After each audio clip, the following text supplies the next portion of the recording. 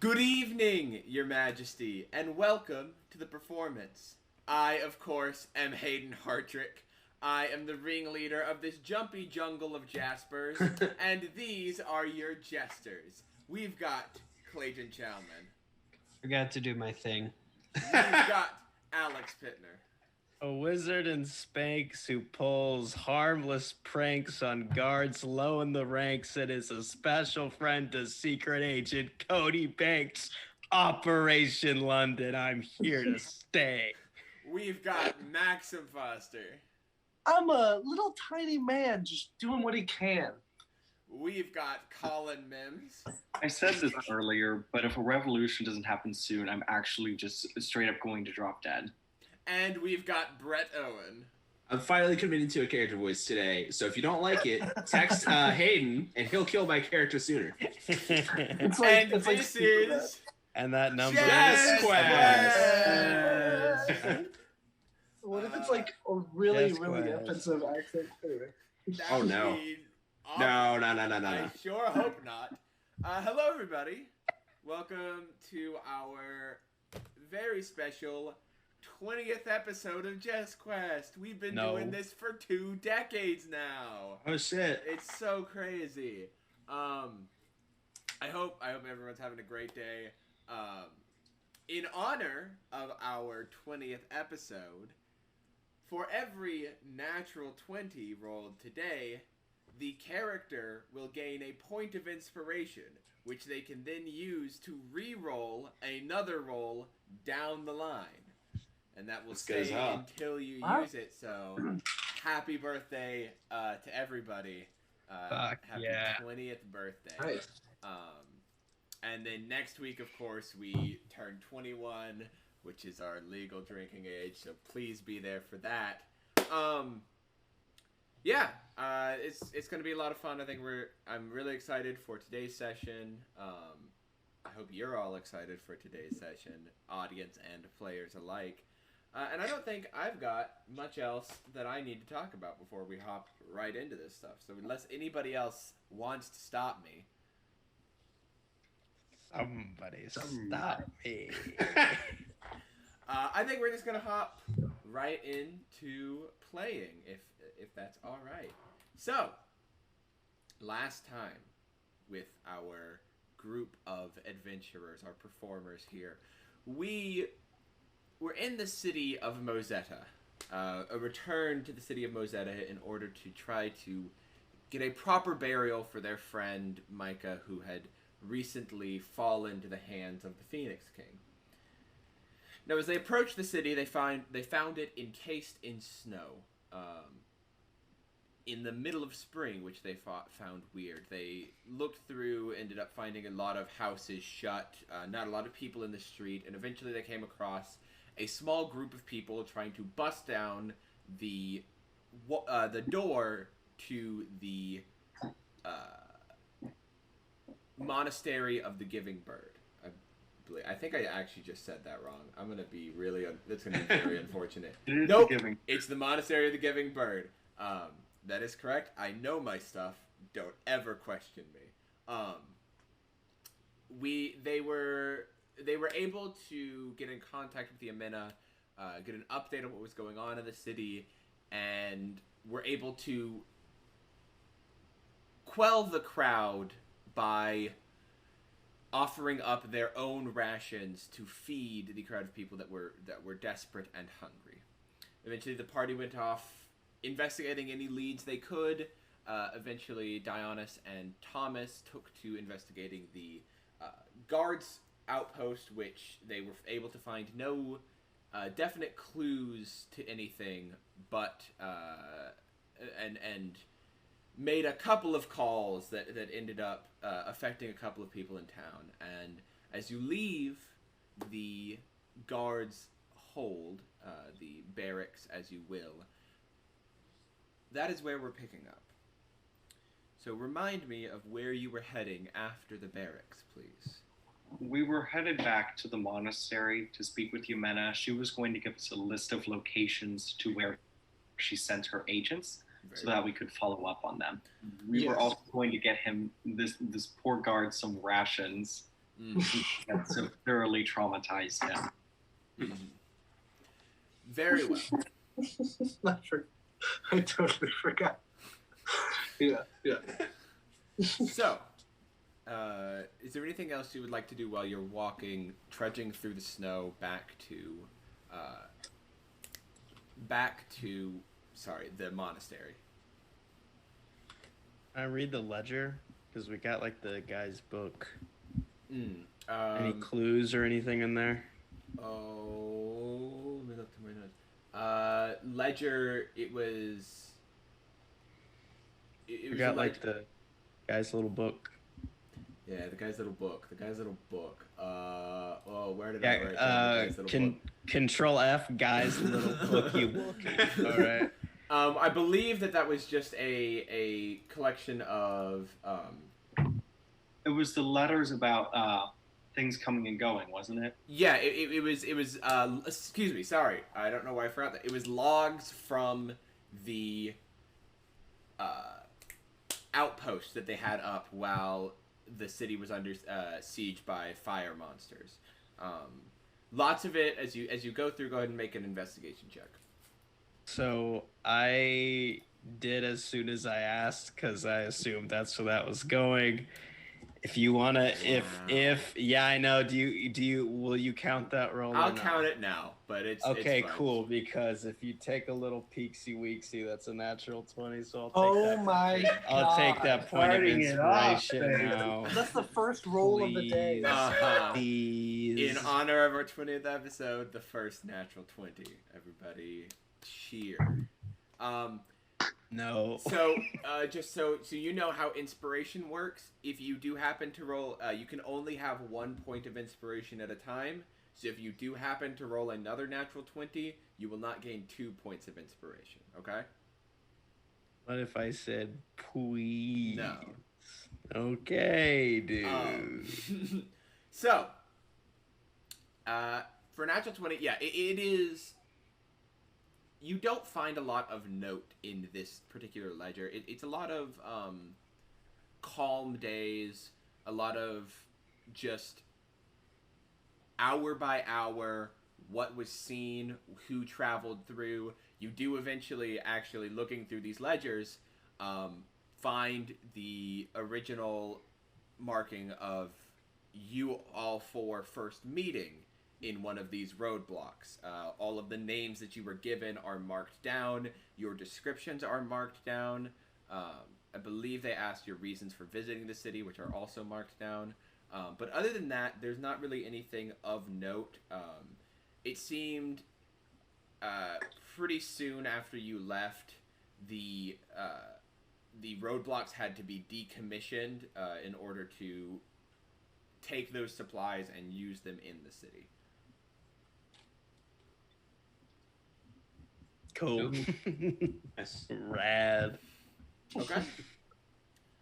So as you're walking through the city streets, going past all of these shut businesses, you do notice Dionys, because you are the perceptive one of the bunch here.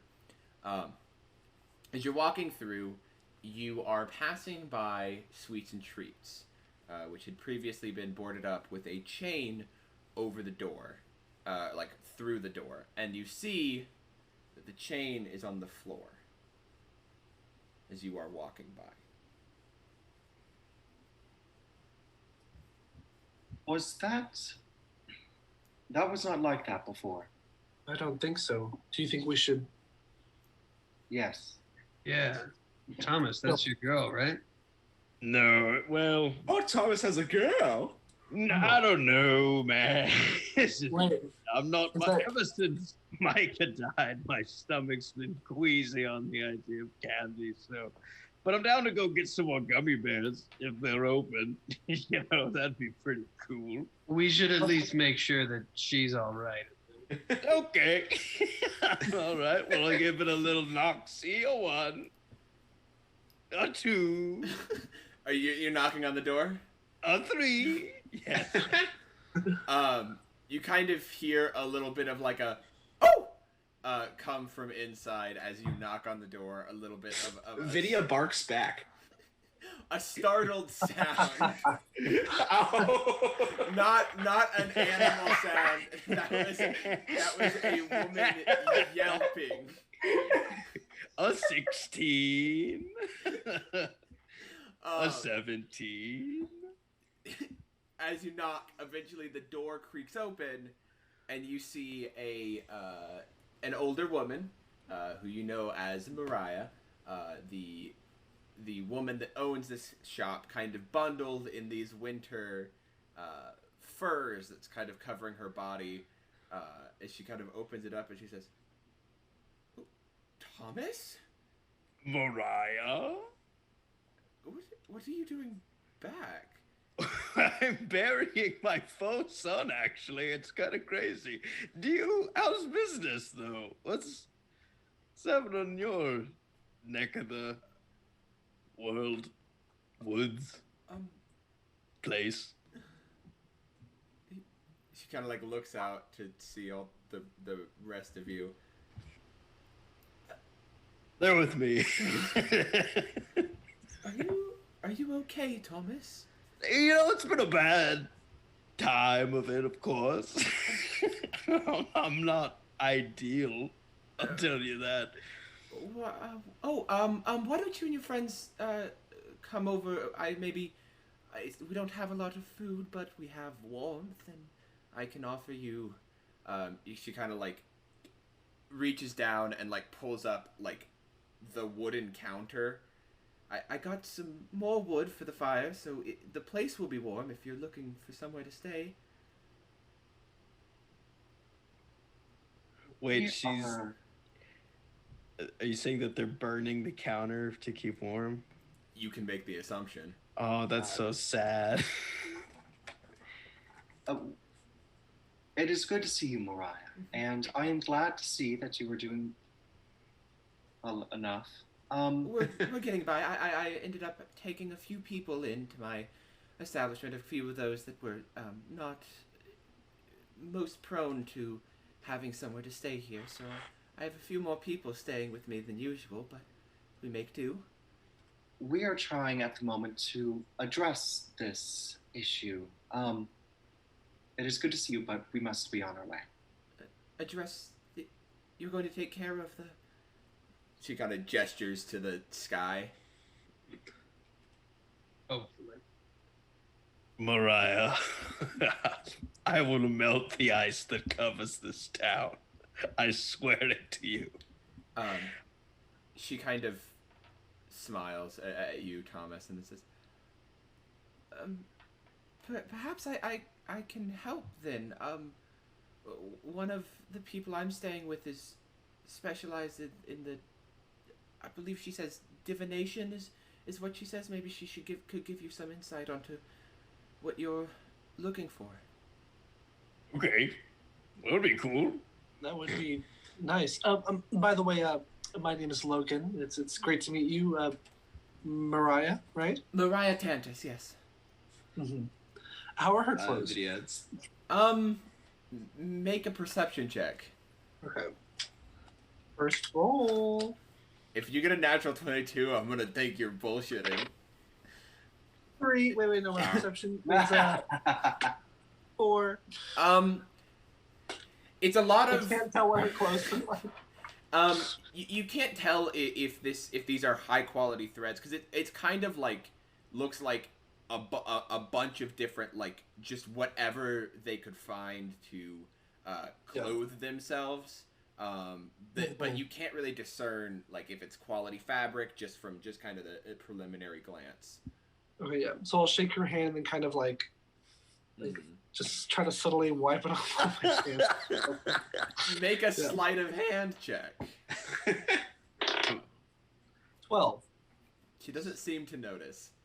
I'm pretty sly with that kind of stuff. I can also try to scrounge together whatever food we may have. Not enough for a full meal, of course, but enough to maybe eat a little. That would be very nice. Of course. Also, with prestidigitation, we can light small campfires. Does that apply to fireplaces? Correct. Do you think that would be very applicable? That's definitely Yeah. parameters. So we don't have to burn the counter. Yeah. Well, you still need like Wood. firewood. Right. You can ignite without like needing flint and steel or things like that. But you can't just unless you have other spells that let you generate flame from nothing. Yeah. She kind of looks at you for a moment. Are you still have business for the day, or would you like to come now? Let us speak with this diviner, and then we will likely be back afterwards, if that is all right. Yes. She's staying at my house, so. Oh, in that case, why don't we meet you there? Of course. She kind of points down and she says, "It's just down there, past the corner. Gives you directions to her house." And she says, "Now, if you'll excuse me, I've got to get this back." She kind of hoists the little chunk of the counter with her and begins to say, "I'll see you. Just come in whenever you get there. I'll be ready for you." Thank you. Of course. Great. And she kind of starts to walk off, kind of two-arm carrying this large chunk of counter. How do you know her? She sold me magic drugs. Ooh. Yeah, it's pretty cool. Hey, do you think, you know how she was friends with Tallard? Should we tell her about Tallard? Oh. I don't know if there's any use in that. I mean, she was friends with him, probably thinking that he wasn't a terrorist. Yeah. So Yeah. Wait, she was friends with the guy I was going to give the package to? Yeah. Yeah, she totally was. she wasn't. Again, she was not aware of all of that business. She was just a very nice woman. Maybe we should talk to her about that a little bit, if you don't mind. Not now, but another time. And I'd want to know someone I was interested in is a pseudo-terrorist, you know?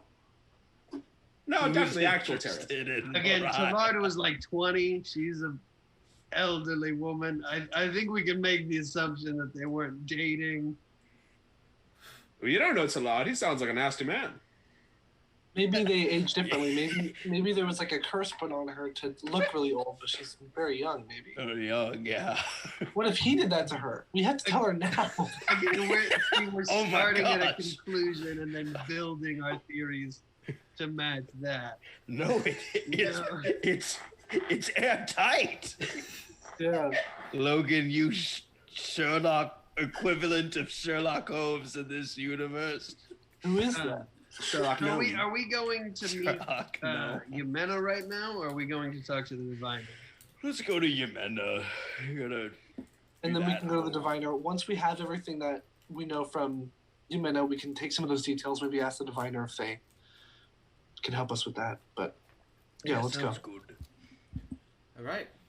So you make your way back through the city streets. The cold finally starting to, you've kind of been running on a little bit of adrenaline, just in touch of trying to figure out what's going on here. And as the day continues to crest and the sun begins to begin its descent for the evening, and the cold begins to pick up just a little bit, it's starting to kind of hit you all how cold it truly is, especially without any proper winter gear that you are wearing right now. So, you continue down, you eventually come across the pagoda-type building of the Monastery of the Giving Bird. Is it the same thing where there's no like stairs or anything? Is it the same Yes, as before? there's just the second floor, which has a landing on it, but no way up. Is there anyone outside? Currently, there is not anybody outside. I will lead y'all around back. I'm gonna take out a big old rope and then reach into one of my little pouchy pockets.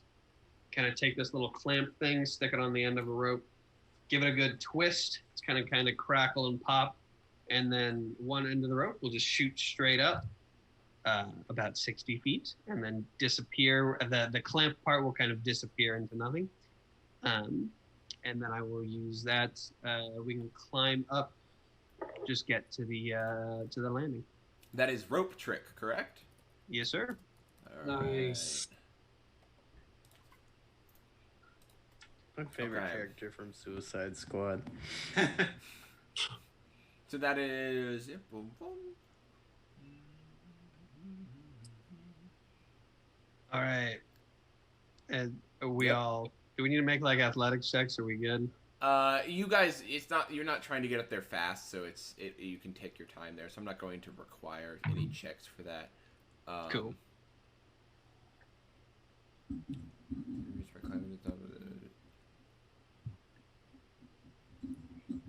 Okay, cool. So you're not using it to actually get inside the little extra dimensional space, but just No, I'm have just a as rope. like just as a rope. Yeah, that works.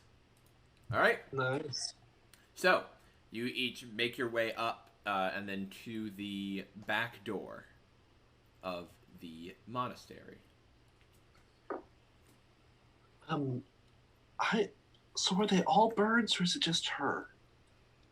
Yeah, they're all bird. Well, I mean, I guess they've got Jeffrey now, or just Jeff now, but I don't know. I mean, Michael isn't a bird.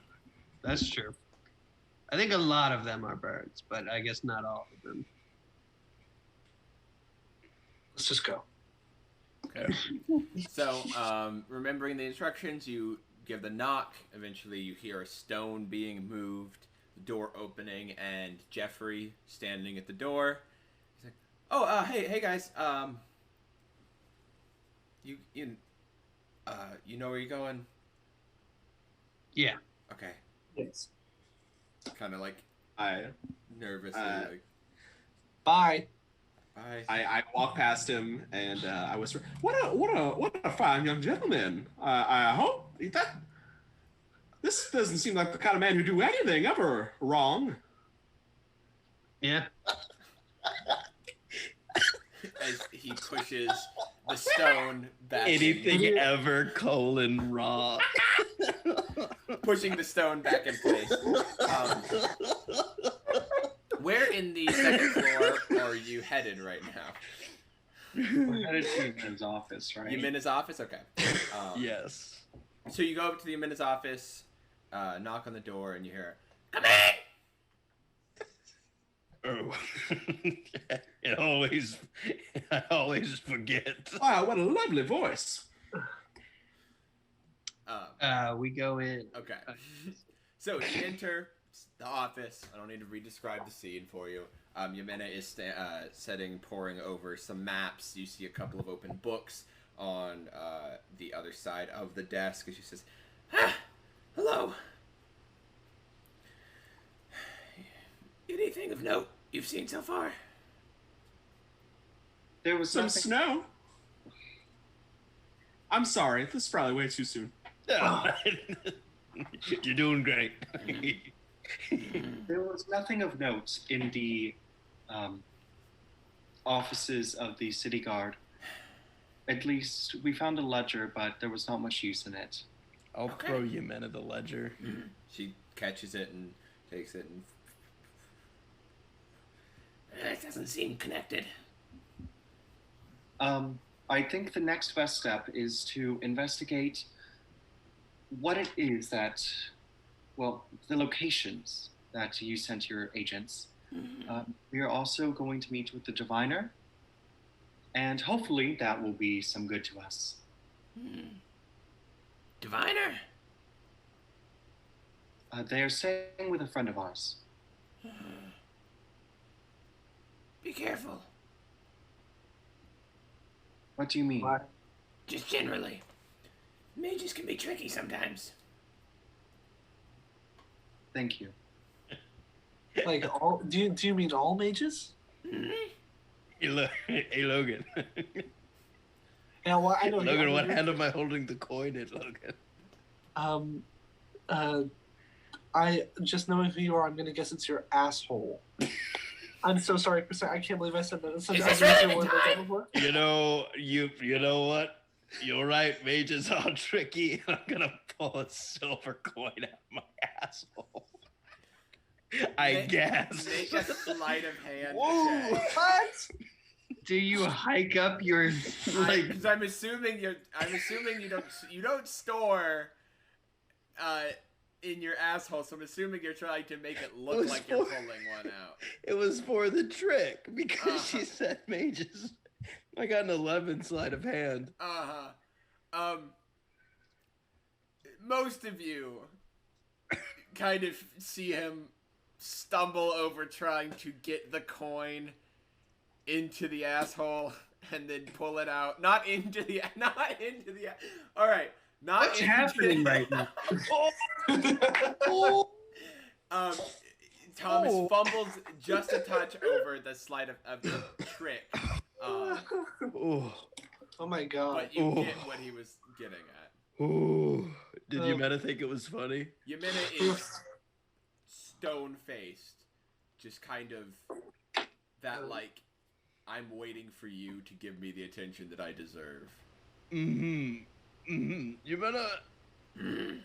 I was about to make a thing that was funny to Alex, but not funny in games, so never mind.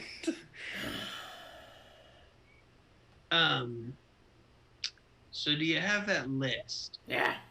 She kind of pulls a map that was rolled up to the side across the table. It seems like a map of Mozetta, and there are a few distinct points marked on it. And she's like, agents went here, here, here, and here. All within Mozetta. These are all points about a mile to 2 miles outside of Mozetta. Okay. And they're not points. They're more like large circles of like radiuses of searching. And she's like, a couple hunting parties went here and here. And then these were just other points of interest. This one, we checked out near Tallard's old cabin to check there, see what was up with there.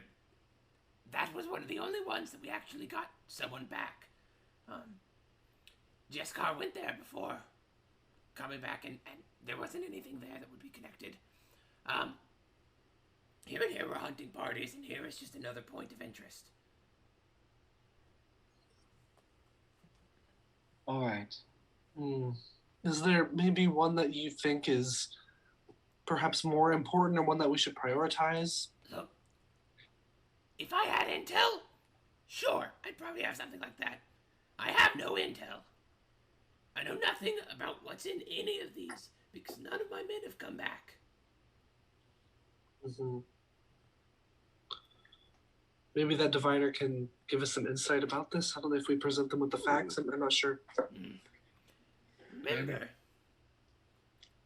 this, what you're seeing here, you don't see it, okay? Right. Are we understood?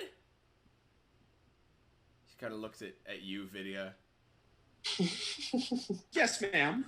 Yes, of course. And if anybody comes asking questions, she kind of pushes her robe back, revealing the ornate scimitar. I'll know who sent them. Of course. Yeah. Yeah. Okay. She Were rolls.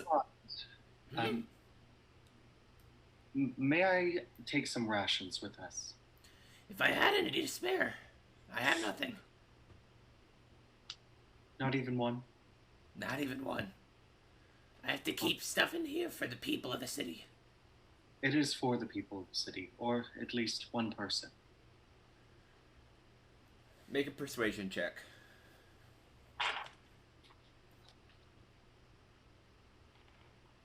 Going to be an 11. An 11.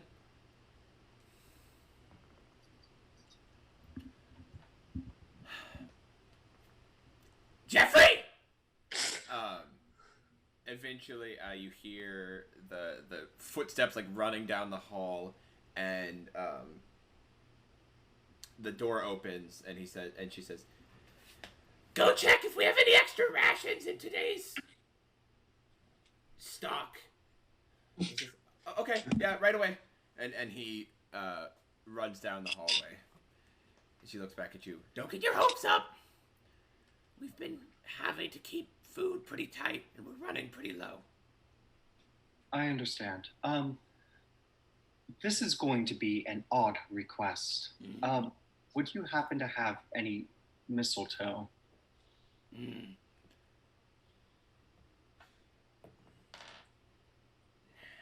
I don't keep stuff like that.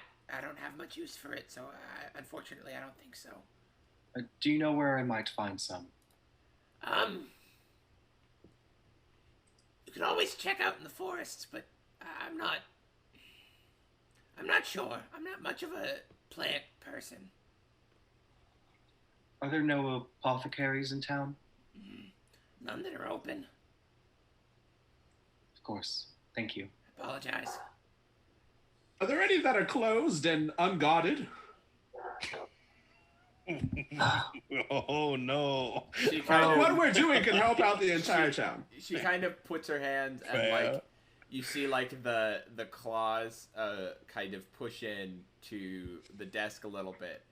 She says, "None that are unguarded. Are we understood?" Yeah, also, video, if we're fine. We can afford mistletoe. Like, for real. Like, I have like 200. I'm not even a thief. I just wanted to check all my bases here. Okay. Oh dear. I've been trying to find middle ground with you for a while, and I've failed miserably at it all the time. So here's attempt number whatever. What do you do to relax? Is this pertinent right now? I don't know. Well, I don't know. I'm doing my best. We can have this conversation outside.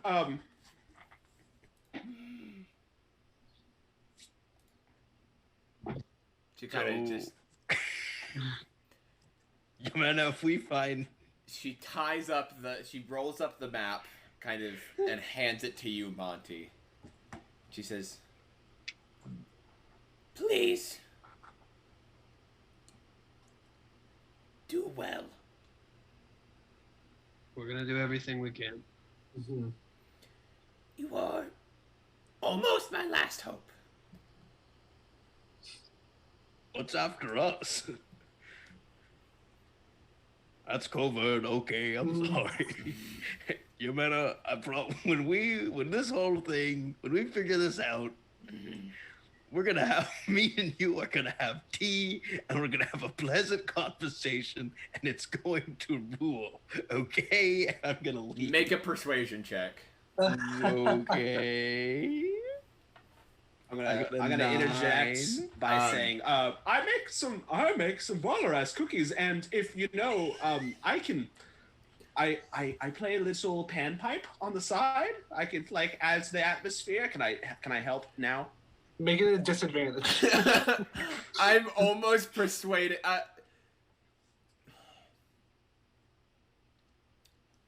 Add Vidya's charisma to your roll.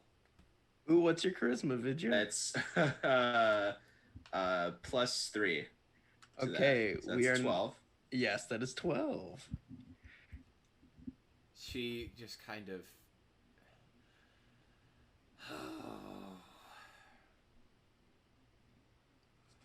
And she kind of like looks. Go. May I please talk to you 1 second before? It's just I have one question for you, Yamina. As long as it's not about me or my personal life or It's about not. tea. It is not. If everyone minds, just a little bit of privacy. Of course. Well, of course. And I Vidya heads outside. All right, you all head outside. Wading into the hall. What are you asking?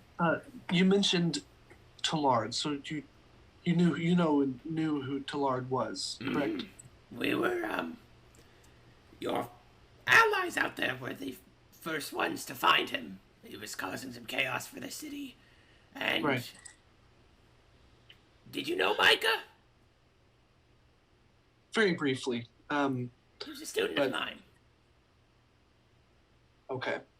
He helped me right before our battle against the Phoenix King, and he was a very good person, it seemed. But Tallard, I recently found out. I was told to bring a package from my father to Tallard, and apparently Tallard was on assignment or something to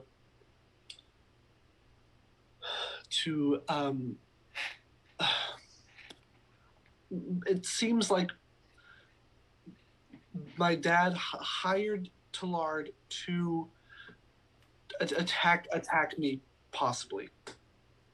And I was just wondering if you knew anything about that, or Tallard's dealings or things, because it seems like so many people around here know who he was or has something to do with him, and it's just really confusing. So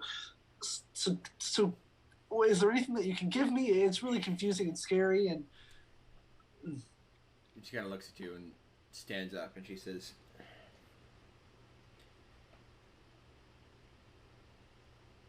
"This world we live in requires a lot of fighting.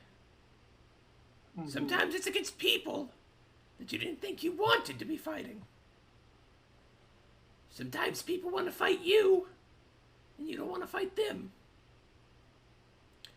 And Alamani, right? Yes, ma'am. Alamani trade? Yes, of course, yes. I've had agents in your area before. Your family's involved in some dark shit. Doesn't surprise me that they would.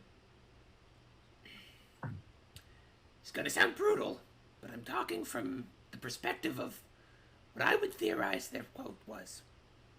If you were not living up to the status of an heir, they might want to try again.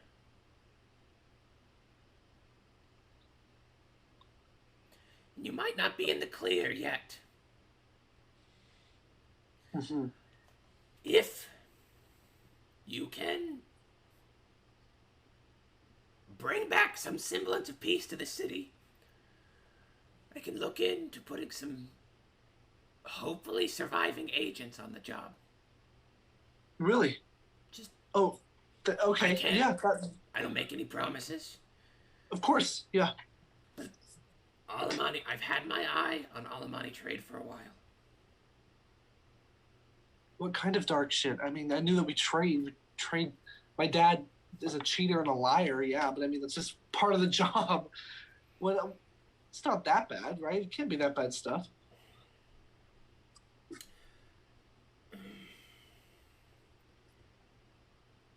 There's a list I could probably make for you of all the laws they've broken. Lots of stuff is theorized. Again, not everything is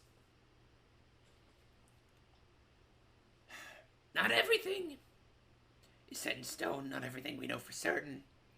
But I will tell you, this is not the first hit your father has put out.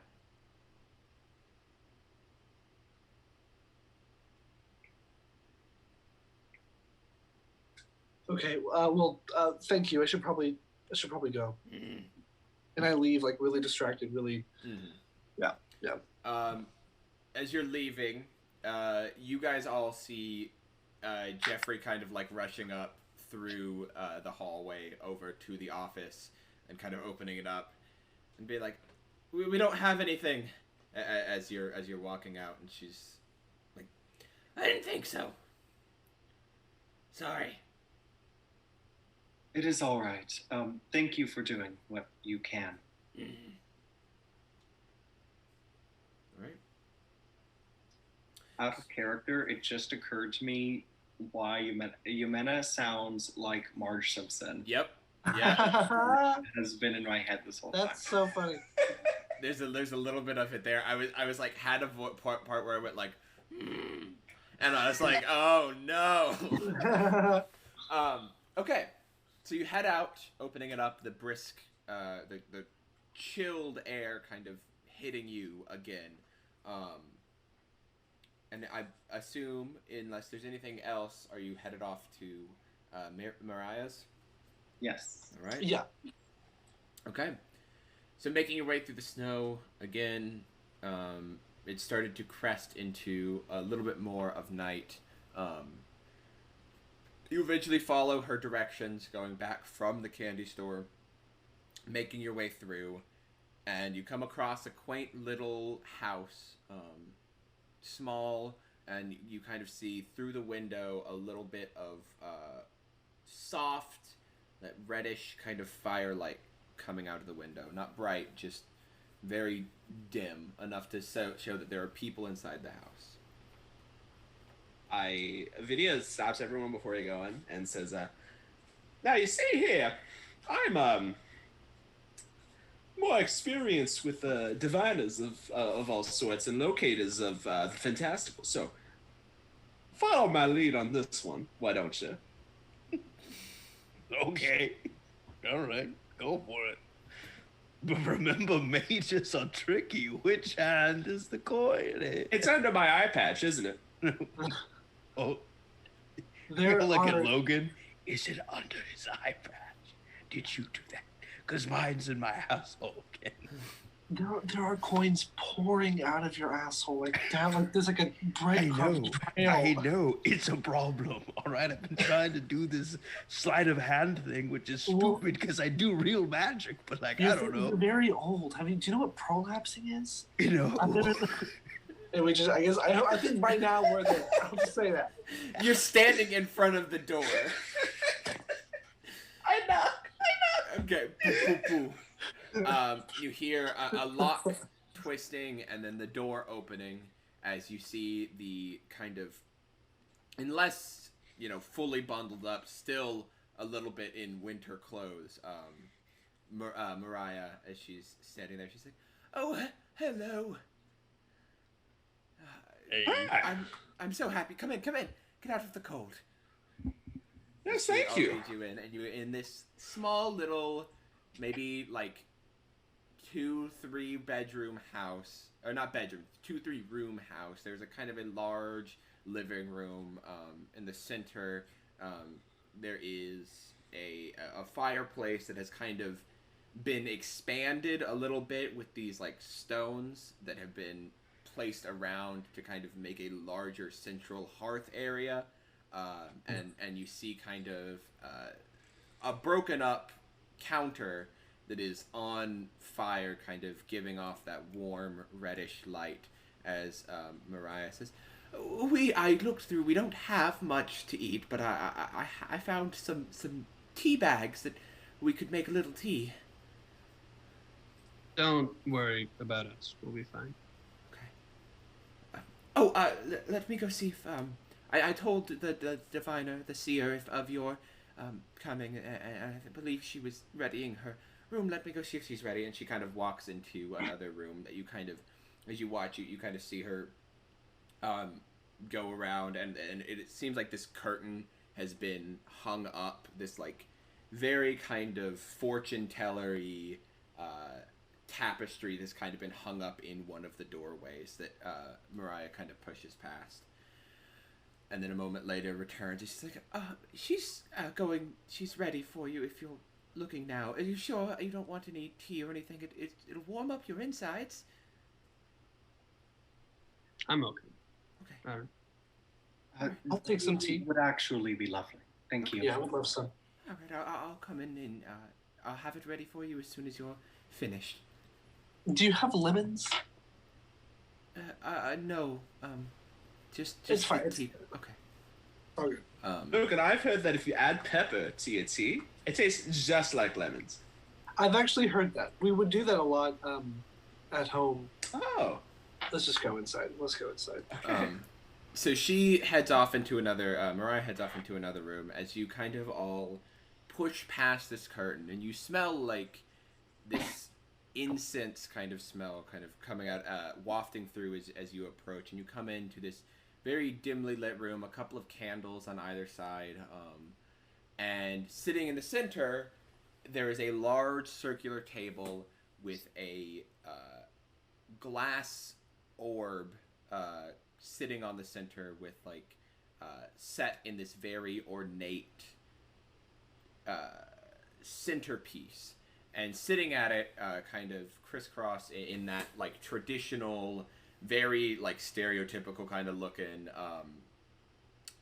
fortune teller like outfit is a woman, human, is at least as far as you assume, human as far as you assume, but you kind of look up, and coming out of her head you see, just kind of wherever you look, almost it feels almost illusionary, there seems to be just a small bit of light that kind of perpetuates from just behind her head, as almost there were a light source directly behind her. That's cool as hell. Mm-hmm. As she is just kind of sitting, she says, "Oh, welcome, welcome. I am Provis Lona, the Seer, and I see you have come to me." My name is Logan. Logan. And I'm like enamored by her, like Mhm. fully. And this is everyone. Hello, I'm everyone. How do you do? That's not true. Yes. She kind of Whoa. she kind of takes a moment and closes her eyes and just kind of gestures, and you see a little bit of arcane kind of twist around her fingers as she says, "Welcome, Monty, Thomas, Ionis, and Vidya." Alex. Welcome to the Seer. Now, No. come. My name's Daniel. Thomas. Oh, she's got me. Don't She's good. try to deceive me, for I see past my mortal eyes. What about him? And I point to Buddy. You call him Buddy. Whoa. You're so cool. Come, sit. Tell me what I might do for you. Vidya is the first to sit down, crisscross, and kind of just kind of motions for everyone to sit down as well. There are five placed out like little cushions on the floor. In my pocket. Well, I'll do this once the seeing starts. Mm-hmm. In my pocket, I'm gonna use a charge of my rod of detect magic. Okay. Just let me know when you actually want to do that. Sure thing. Okay. So, she. What's her name? Provis Lona. Provis Lona. Provis Lona the Seer is what she introduced herself as. So you all sit, and she says, "Now tell me, what is it that you would like to see? Your futures, maybe. Where you are going, where you will be."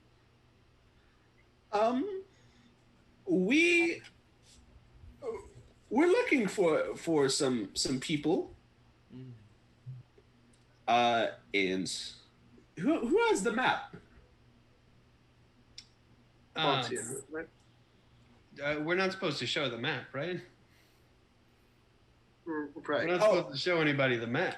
What map? What map? How? Trying to deceive Lona because you're not supposed to do that, Vidya. Make a deception check with advantage, Alex. Oh God. I got a 13. She probably already knows about Okay. She doesn't seem too phased by you guys going back and forth with this conversation. But we can, of course, tell you of some places that we're thinking of going. We're looking for answers as Aren't far we as all? this. as far as this whole Nice. magic snow thing is going. And then I'll describe 3 of the locations that we're considering heading. Okay. She kind of sits down and begins to take in, and she says, "Now, in order for me to commune with the earth and the ley lines themselves, there must be a trade. You must give something of yourself in order to get something out." What does All it right. imply? Thomas is a knife to his pinky. Okay. I think I know how this works, right? Not, Oh, the not of the material plane. Oh, okay, cool. You Thank must goodness. speak, and that will guarantee what you receive. Tell me of something you can do, something that makes you unique, something that the ley lines could grab onto. the what? The ley lines. You would be pseudo familiar with this. The ley lines are kind of like the source of magic in the material plane. It said that Right, like okay. these extraordinary, like all magic is drawn from these mystical you assume incorporeal, like nobody's ever seen a ley line before. Right. That run through the material plane and bind all of the planes together, and that is where magic is drawn from. Cool. Um, So, like just something, a detail about us or something? Something that makes you unique, so I can use that in my own magics.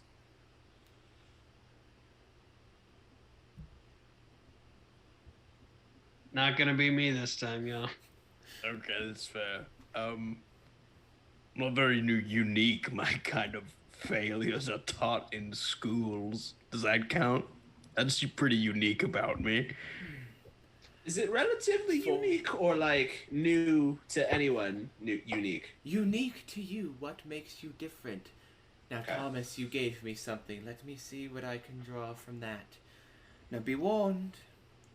What I may see is not always exactly what you're looking for, but it is possibilities, futures that will unfold. Maybe not exactly as I see them, but something close might happen, and you will have to interpret it in your own way to guide you on your own path. Okay. Also, we're looking for an Aarakocra with black feathers, named. Is it Jest? Jaskar. Jeskar. I don't know if I'm allowed to be like put filters on you like this. I feel bad. But your magic's cool, so I just respect you. I will look upon you and you 5, and then I will try to look upon this Aarakocra that you seek. Now, please. And when she says this, I'm gonna go ahead and click that rod. Now, please.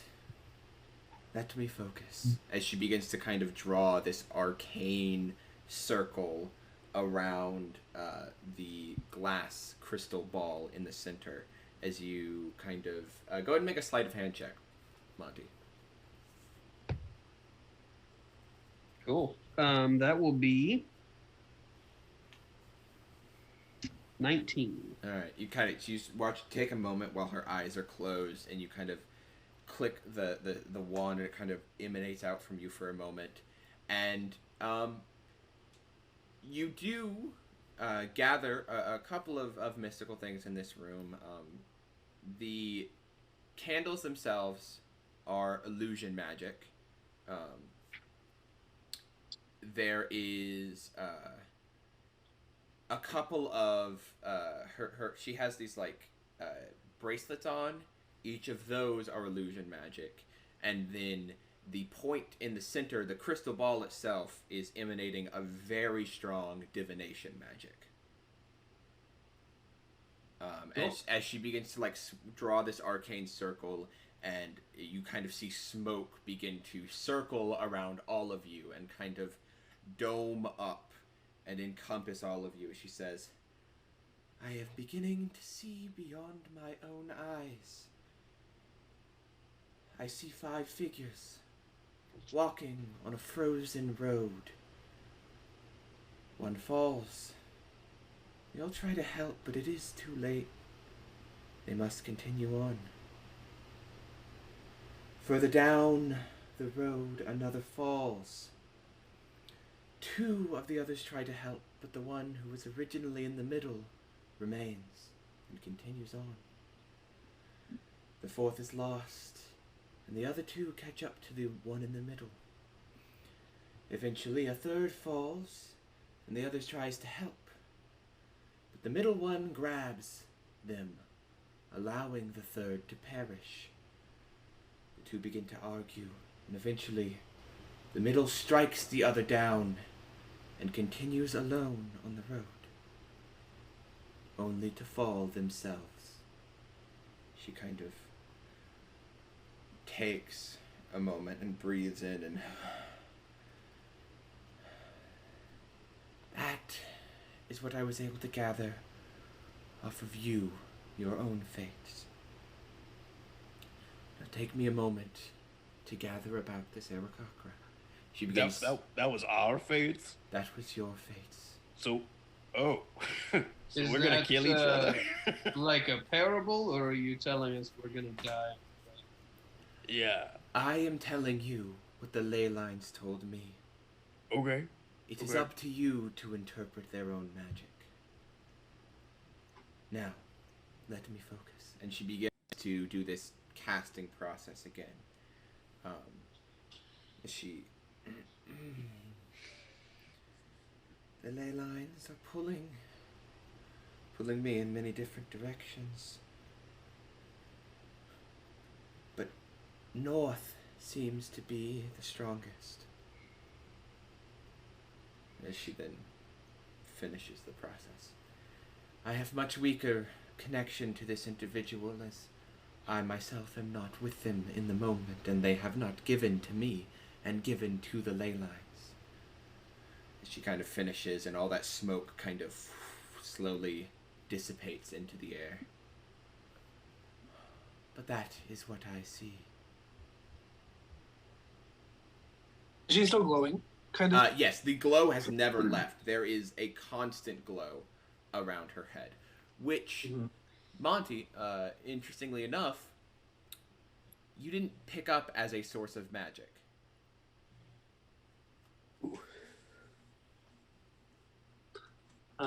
Is there any more interpretation you can give us? So, Is it people like fighting the road of? Is it like the road of life? Like overall, like the end of? Is this like us dying of natural causes, or is it like? This is gonna happen going down I-45 today. I cannot give. What? I cannot give more than what I saw. I saw figures on a road. I saw betrayal and continuation out of selfishness. Or maybe not. For that is up to you to interpret. I can only tell you what I saw. Okay. How are you doing that? The glowing. I can't stop looking at it. It's cool as hell. Sorry, I It probably is should've cool. went back. It is cool. It's really. I have an innate connection to the celestial plane from my own birth. It links me there. and- Vidia's eyes go wide. Uh-huh. I am of the material plane, but I am from a lineage blessed by the gods. Some people are born lucky. She kind of relaxes a little bit. Mm-hmm.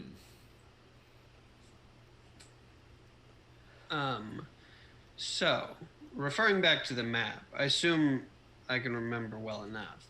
Is there one of those locations that seems more north? There's one in the more northern area that you could probably assume is an area up north. Mm-hmm. Okay. We could probably start there. Tomorrow morning, I'm assuming, yes. Yes. Okay. Sounds good Let's to go with me. me. Can we ask you one more thing? Of course. Would you be able to tell us where we can easily find a mistletoe? I believe they grow in the forest, yes? We've gotten that so many times today. Christ alive. If you happen, no, you don't even have to use divination. Just if you happen to know where, because we're gonna search for some, and it would just be easier if we didn't have to. Would you like Do a lot me of to searching. call upon the ley lines? It will be all right. Thank you. Very well. Although, can I ask you something? Of course, Thomas. It's so cool how you know my name. First off, it's like so cool that you do that. I know many things about many people. You're so mysterious and cool. Can I ask you about? Will I ever be accepted back into my family?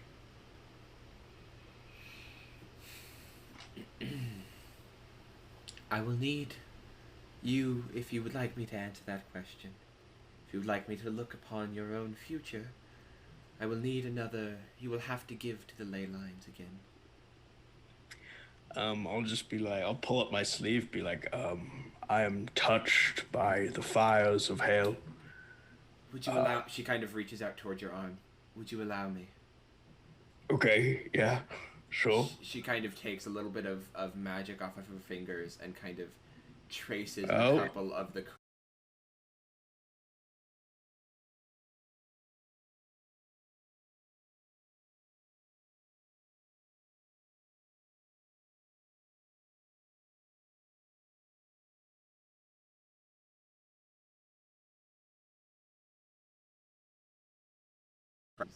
We're gonna be okay.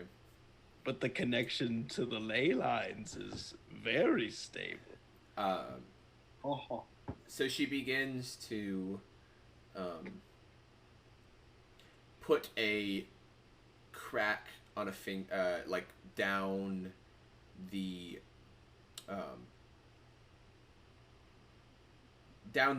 cracks on your arm. Just kind of drawing A this bunch of coins.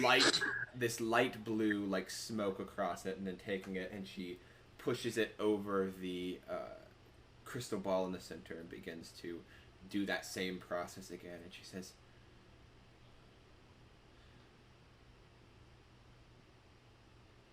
I don't see you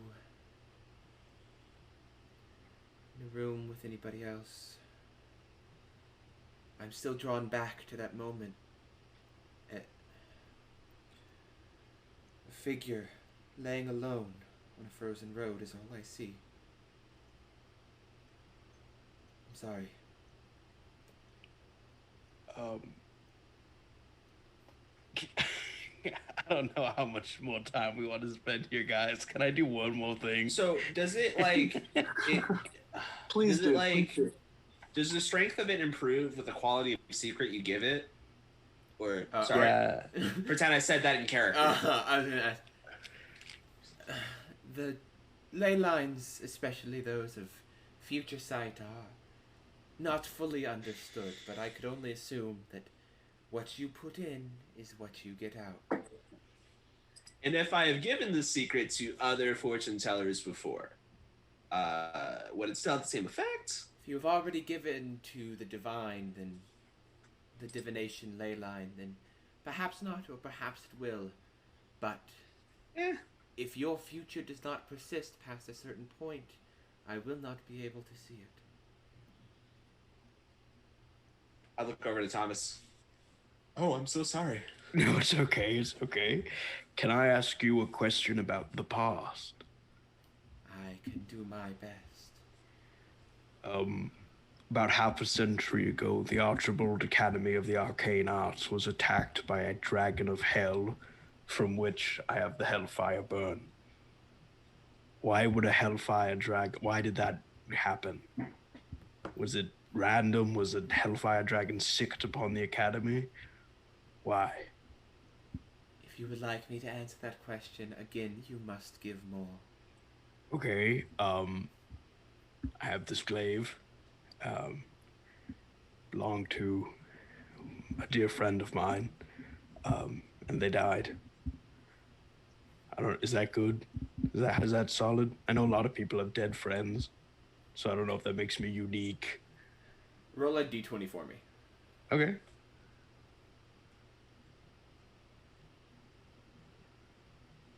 I got an 8. Okay. I will see what I can do. And she kind of takes and draws that smoke across the glaive and then begins to twist again. She says, I'm looking through the ley line into the past, and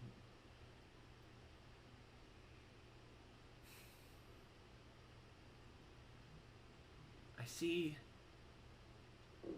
the event you are describing.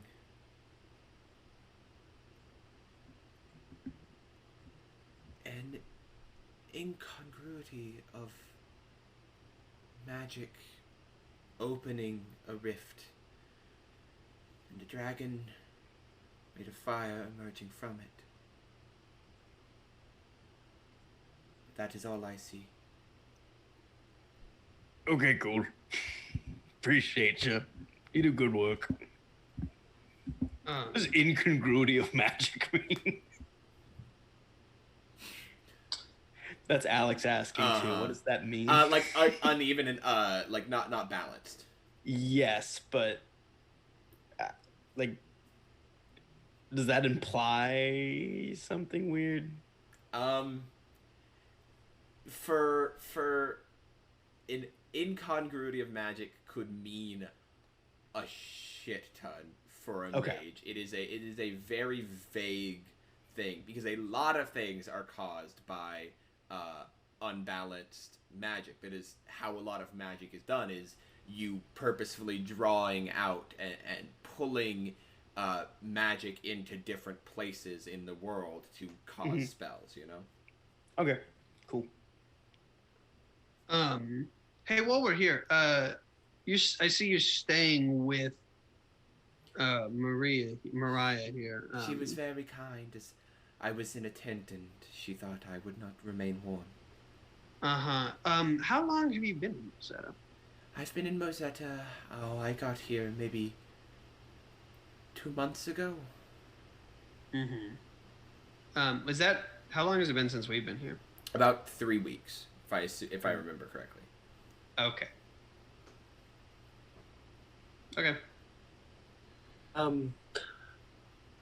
Did you arrive here before the snow or after the snow? Before the snow. I was here for about a month and a half before the snows began to fall.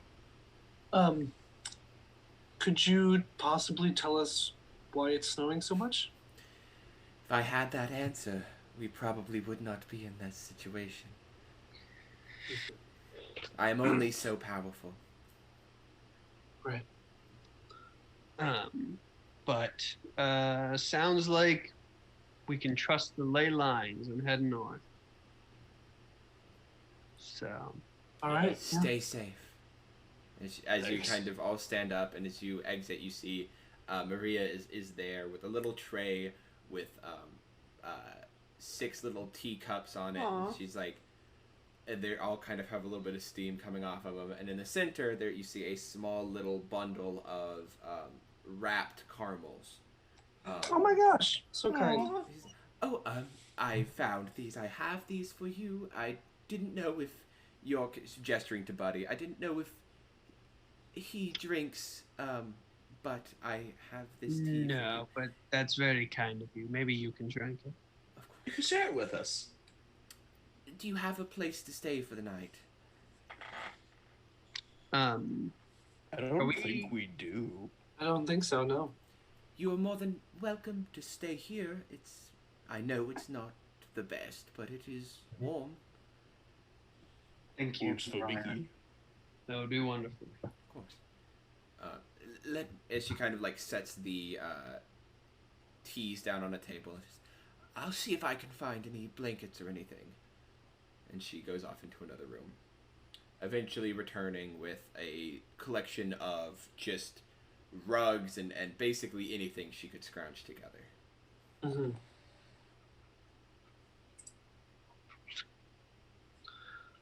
How do you know that woman?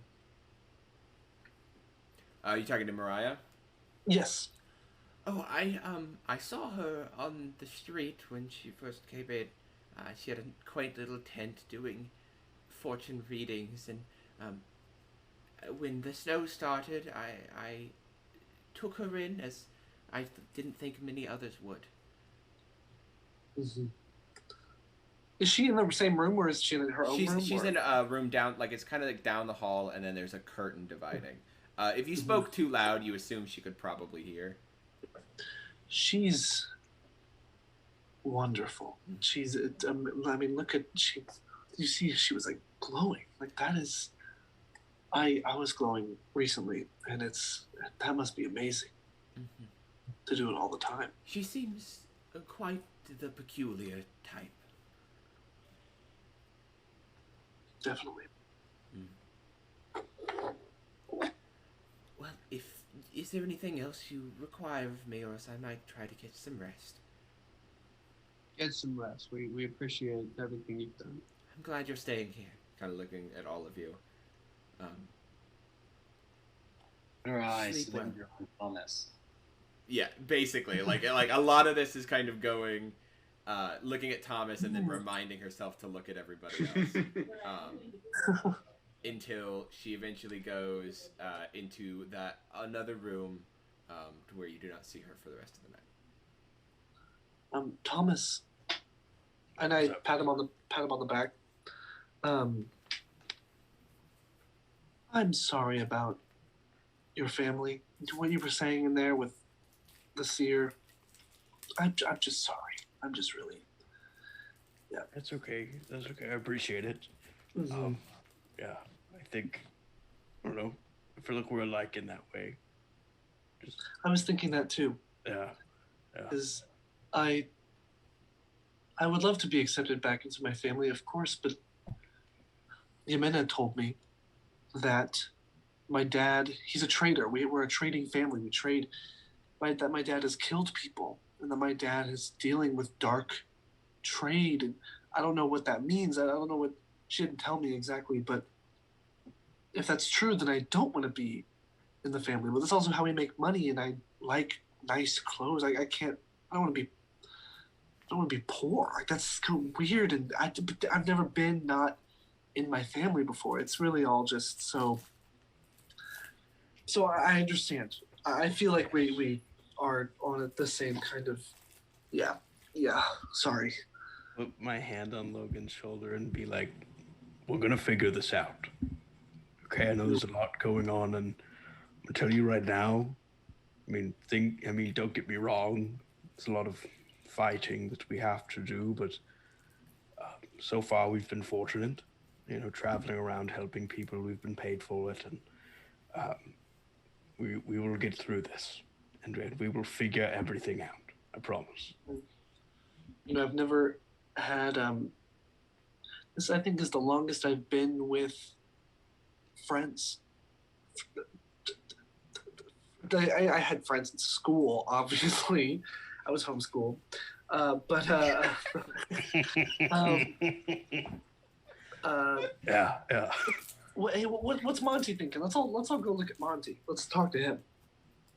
Let's all go look at Monty. Okay, whatever you say. Monty sitting next to Buddy, just kind of looking at his tea.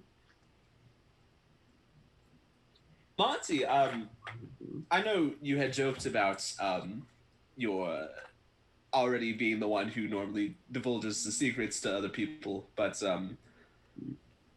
to let you know, to assuage things, when I saw it, and I was there in the crowds actually. It was very hard to hear because everyone was like cheering and stuff. So maybe only like 75% of the audience actually heard it. But that's 3/4 and not 100% of the audience.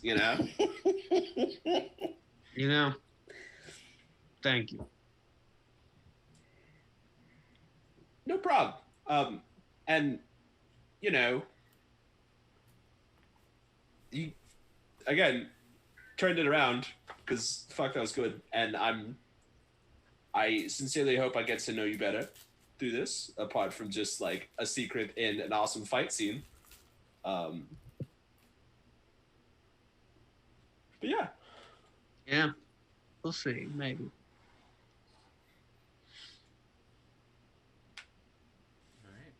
Guys want to play cards? Oh hell yeah! She pulls out a set. She's got like Whoa! 3 different sets of cards on her. Whoa! Let's do it. They're all novelty playing cards, like Pokemon themed playing cards and stuff like. Oh yeah. So, this one's like a monster you put in your pocket. a night of playing cards around some heat. And eventually you all find yourself to rest. Monty, can I go ahead and get you to make a wisdom saving throw for me, please?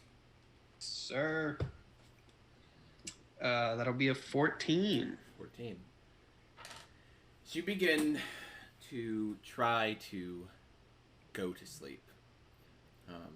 You close your eyes, just trying to quiet your inside, and you begin to start to reach that point of like not quite awake, not quite asleep. And in it, you begin to see flashes. You see flashes of home, buildings on fire, beasts that you can't quite make out their shape, just these large amorphous beings moving through. You see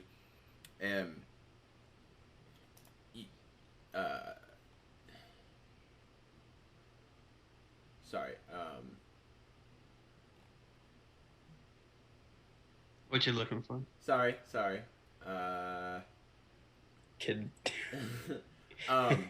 Control F, big guard book. Sorry. I just had to double check that I had written this time right. Okay. So, you begin to see flashes, large amorphous blobs moving through, screams of citizens running for their lives, crashes of buildings crumbling down. And you look over and you see a figure, humanoid, large, moving towards you out of the shadows. It is a large weapon in his hand, begins to step forward. These large horns kind of make out the silhouette. And as it steps forward, coming out of the shadows, you see yourself holding your own sword.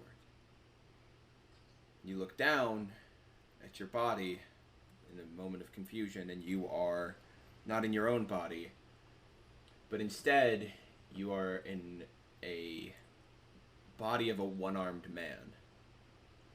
You look back up towards yourself. You see yourself drive the sword through your own chest. And then you blink, and you are back in your body with a sword driven through. Not Stir, but Logan. And you kind of try to pull your sword out, and as you do, it is just incredibly long, and you see all 4 of your friends skewered through your own sword, and you immediately wake up, and that adrenaline pumps through your blood, and you are not able to sleep tonight. Eventually, morning comes. You all begin to awake. Monty, go ahead and take 1 point of exhaustion, please. As you all begin to awake, in the morning. You see Monty doing his morning ritual, getting his magic in place as you all wake up. And Monty is known to be an early riser. This is not something out of the ordinary for a lot of you, especially traveling with him for the time that you have. So, what would you like to do today? Let's go north. Yes, let's go north. What if I was like, "Hey Monty, have you seen my sword around?" Like, Have you seen my arm around? have you? All right. I have this weird chest pain. Everyone's like, We're all perfectly lined up. Okay. I'm glad we all slept in single file. like sardines. Oh my god! All right. We should do it and also sleep next to a very long sword just to be safe. Just in case, That like scene people who from Final Fantasy VII. Sephiroth with this. Yeah. Yeah, but it's just all of us. Where Cloud Oh my gets God. a hand job. that's like people who sleep with their boa constrictors next to them. Oh. It's Yeah. uncommon. Anyway, Okay. kill it. Dungeons and Dragons, the game we're It's playing. just like that. It's just like that. So, you're heading north. You go through the snow. It is actually marked that, like, you know, the snow won't perpetrate, hopefully, all of the way out into this area you were exploring. The area you're exploring, that's marked on the map, is just a touch outside of what you assume to be the snowed area of Mozetta. We still have Alabaster with us, don't we? I believe we said Yeah, we returned him to that area. You returned him to the area. Cool. I'll take it. If we didn't specifically do that, that happened in between moments of stuff happening. That is not something He walked there himself. That's not something we need to role play. You also probably have enough horse feed that you're able to kind of. He will be able to subsist for a day or two. So, you head north of this passage up out of Mozetta and into the forest. So you're moving through. Can I go ahead and get everybody to just make a Constitution saving throw for me? Yes. If we are traveling close together, you guys all get a +3 to that roll. Oh wow. Yes, I will allow that. Yeah, that I'm works gonna- for this roll. Can I use my inspiration on this? You can indeed. Okay. 24. Okay. Whoa. 18. All right. 16? Yep. I got a 17. Yep. Nice. Due to inspiration and our friend. That's a 10 for me. Do I need to make one for Buddy? Buddy does not need to make one of these. You said a 10. Oh, Buddy. Are you sure? And you're Are already you sure? exhausted. Are you sure it's Oh a 10? no. I can lie if you want. No. Okay. Can I trade rolls Nope. with Monty? So as Okay. you're walking, you're hitting out into the air. You're traveling through the snow. Again, not as like outfitted for deep winter travel because it was the middle of spring, and now that chill has started to reach a lot of your bones. A lot of you are able to shake it off. You didn't just double checking. You did not do that because with disadvantage, correct? No. Okay, good. I'm just making sure. Monty, you gain a second point of exhaustion as just the mix of lack of sleep and this biting cold just Why are does anything- really pulling on you. So that Won't means 3 kill you? 6 kills you. 6 kills you. Okay, that's right. I'm uh, thinking of death saves. that means your speed is halved and you Yeah. have disadvantage on ability checks. I'm gonna cast the command spell on him and tell him, "Hey, stop being exhausted." Because command is a one-word spell, all you get out is "hey." No. Was that, did you? You guys kind of just it's this moment of Dionysus especially. A lot of you else don't really notice this, but you do kind of notice that the environment is seeming to take its toll on Monty just a touch. Okay. You know what? Actually, I was joking, but I am going to cast a spell called Find Steed, and I'm going to make a fantasy horse, a spiritual horse for Monty to ride alongside us. Very That's nice. cool. That's fucking awesome. So I summon a spirit in the form of a steed. Monty, are you all right? Yeah, I think the mix of like not having food and just the cold is fucking with me. Give me just a moment. And I'm going to cast Locate Animals or Plants. And I am Okay. searching for mistletoe. What is the radius on that? 5 Also, so it takes 10 minutes to cast this spell. Oh god. So I What? could just What are you choosing to make its form? just kind of like a stout horse for just like a beefy one, ideally one that's jacked. Mm-hmm. It comes with like a set of barbells and Like a sexy horse. yeah, it's got like those scrunchies around the wrists or whatever that like 80s workout clothing already had. All That's right. it. That's awesome. So it will last.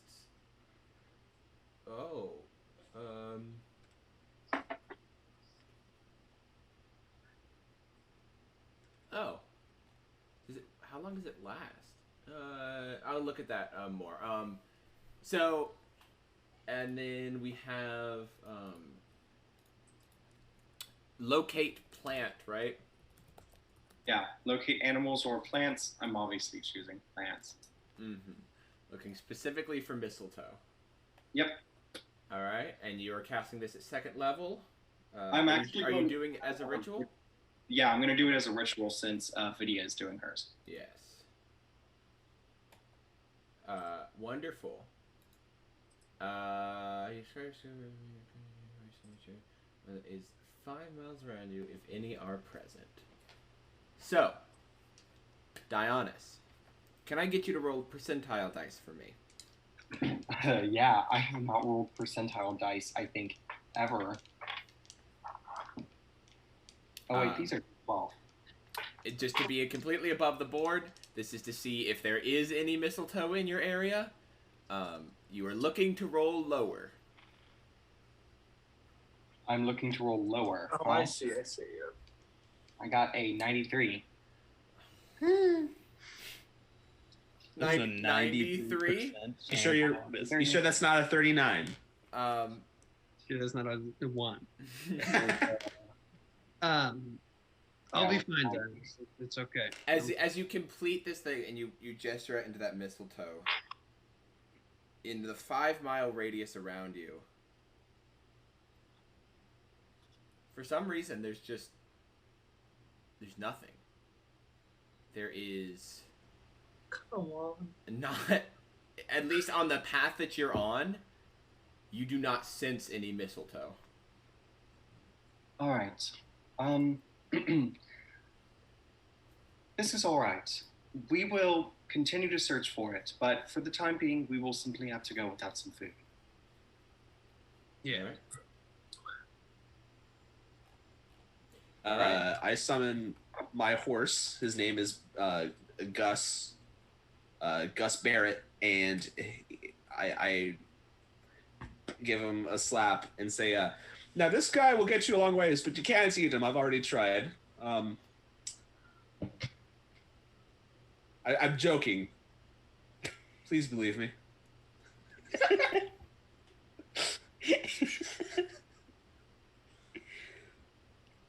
All right.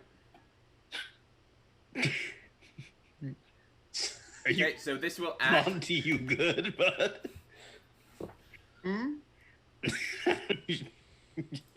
you all right? You're like, are you on the horse right now, Clayton? I think I'm on the. Wait, what's happening? So Monty, you get up onto this horse. Your speed is now replaced by that of a war horse. That is how we're going to operate with steeds. That is how I've always operated with steeds. I don't know if that's necessarily the correct way to operate with steeds, but it is what I'm doing. So, You're the DM. Yep, I am. So, you continue north on this path. Can I get somebody to roll a survival check for me? My survival's pretty garbage. I Same would here. do it, but with disadvantage. I don't know.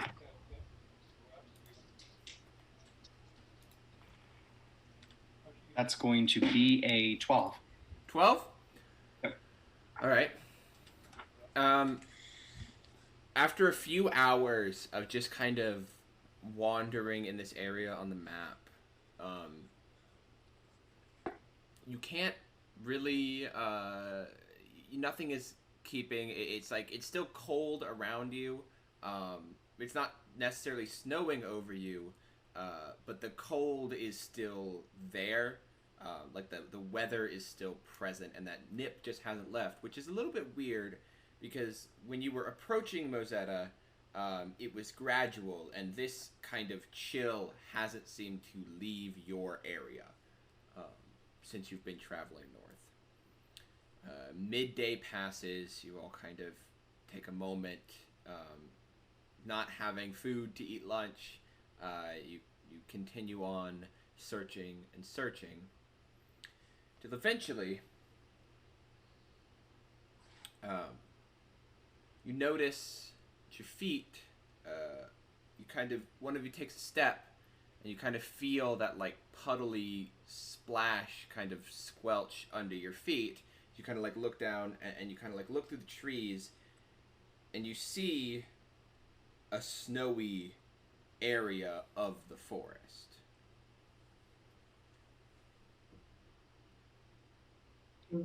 Looks like we should head that way. Agreed. Does anybody want to? I'm scared that maybe there's something there, like a creature. Like Well, if there is, then guess we have some answers. So. And I have some fists, so we're good. Hey. All right. Logan, if this is a creature of ice, I'll like make my black flame like then And my gloves. Yeah. yes, we have fire to spare. Now, in my time dungeoneering, which I'll let you know about later, we have a saying that means snow means go.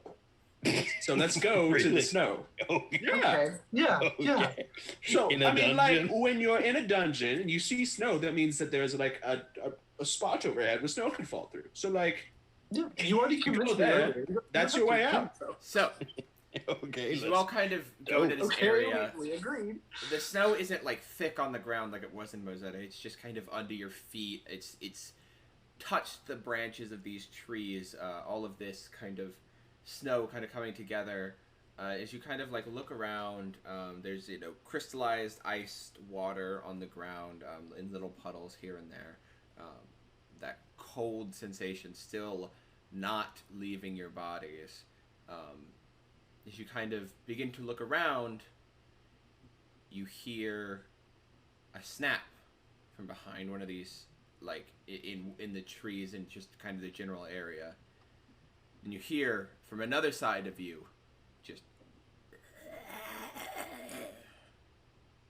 as you all begin to kind of get defensive, and then again another direction, you hear another. You hear the sound of like ice grinding against itself, and another snap.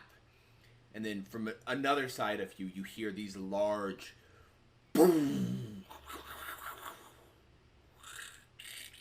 and the sound of something shattering and then refreezing, and then another boom, and then you see in front of you these humanoid-like figures begin to like stumble out from behind the trees.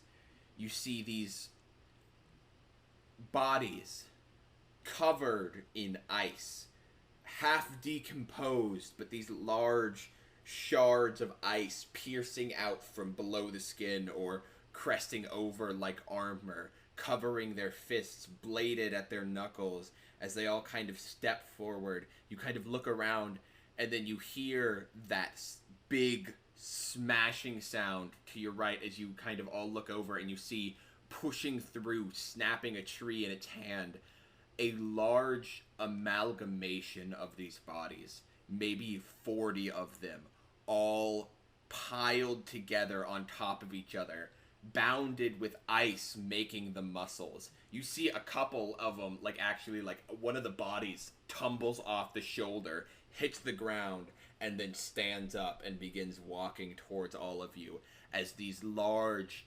ice-like covered undead creatures begin to barrel towards you. Extraordinarily aggressive, and I need everybody to roll initiative, please.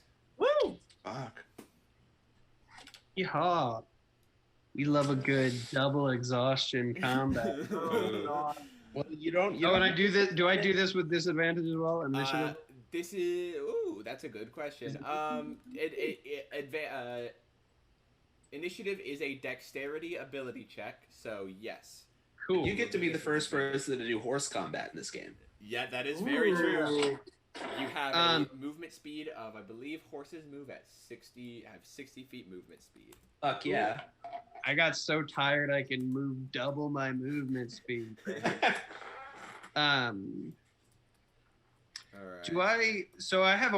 I'm sitting on a war horse. Can I do the trampling charge thing, the hoof thing? So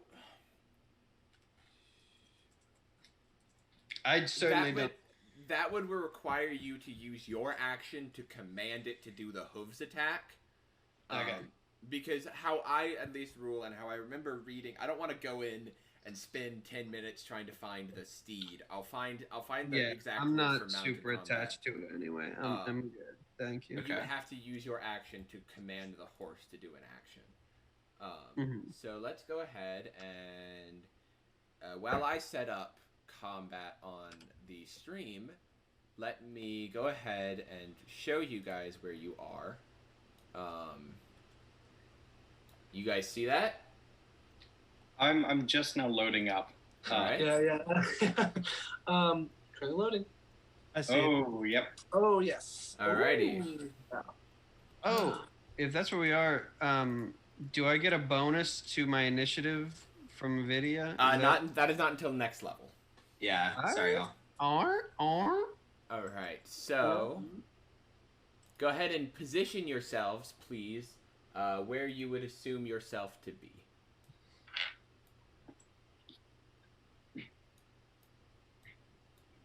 Okay.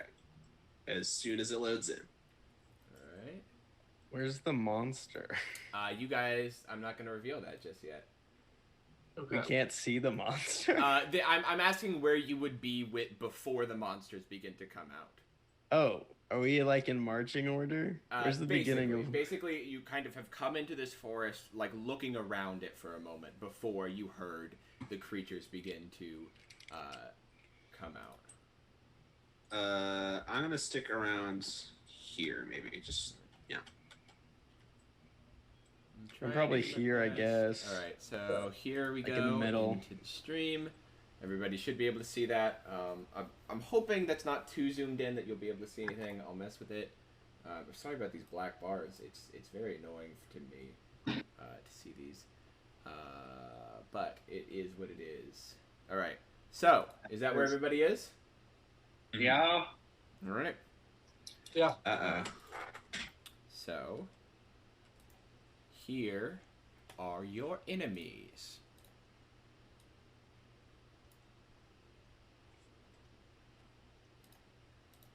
Oh, it's because I'm on that. All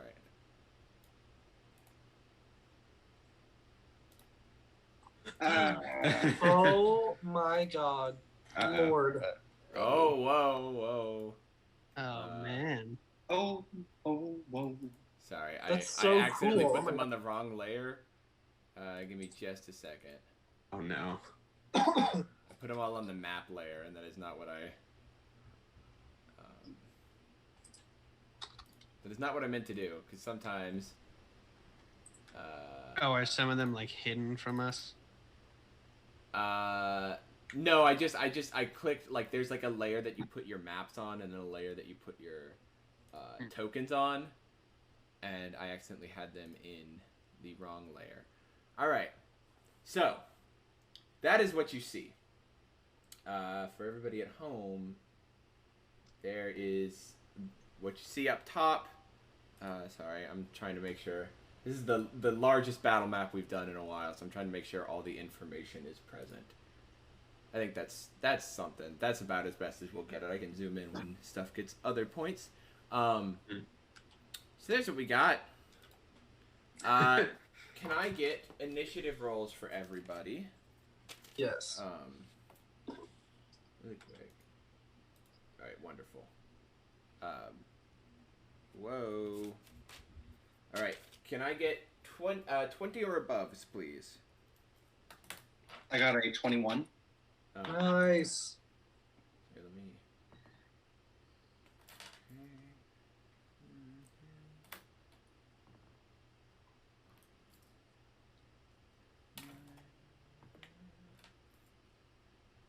All right, Dionysus with a 21.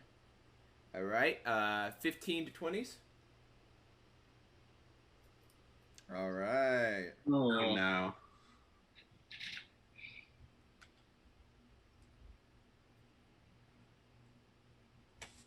All right, 10 to 15. No. No. 5 to 10.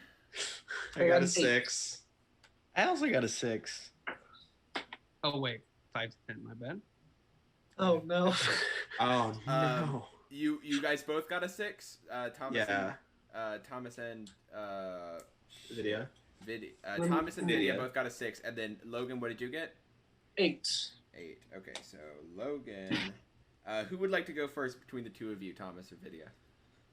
I mean, I would assume Vidya is probably quicker on their feet. Let me at him, coach. Let me at him. I am quite old. Alrighty, let's get into this then, huh? So, Dionysus, you kind of take this moment. Everybody else is kind of startled, trying to pull together what they see as these like ice undead creatures are barreling towards you. But you are just kind of ready for it. What would you like to do? So Dionysus is going to pull out her staff and she's going to swing it above her head, kind of collecting the air. And there's this slight crackle of electricity that then pulsates up into the sort of snow clouds above. And she's going to cast Call Lightning. Oh! Yeah. Oh hell yeah. We And love. so it is a 60-foot radius. So I'm just gonna kind of cover the whole top of the mat and most of the bottom. Fuck yeah.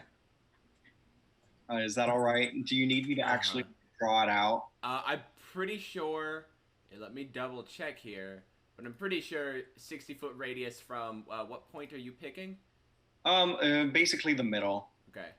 I'm almost 100% certain that covers the entire map, so we do not have to worry about that. Cool. Nice. Cool. Cool. And with that first call, she is going to. Oh man. Well, they're spread out in a smart way. She is going to strike this first one right here. Can you see that?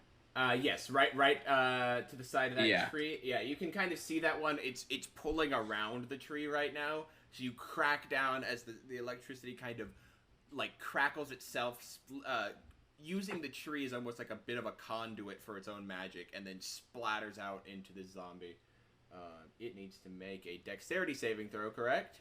Yes. If you are outdoors in stormy conditions when you cast this spell, no, so you're not in stormy conditions. For me, I just kind of changed it.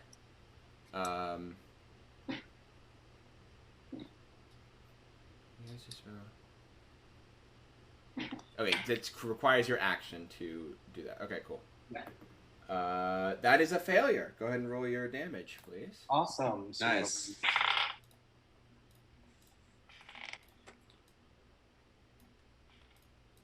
That's going to be 14 lightning damage. Alrighty. Cool. You kind of see it like crackles and like a few shards of ice like splinter off of its body, and you see a bit more like it tears flesh with it. As you kind of see as you're looking through, as it kind of and looks angrily towards you. Is that it for you? I'm also going to step back pretty far away and a little bit behind this tree as well, so she can get a little bit more of, kind of just focus on maintaining this spell. All right. Oh, I'm also going to go ahead and use my bonus action to cast Shillelagh. All right. That is a cantrip, so that works out perfectly. Yep. All right. Next up is the Big Amalgam's turn.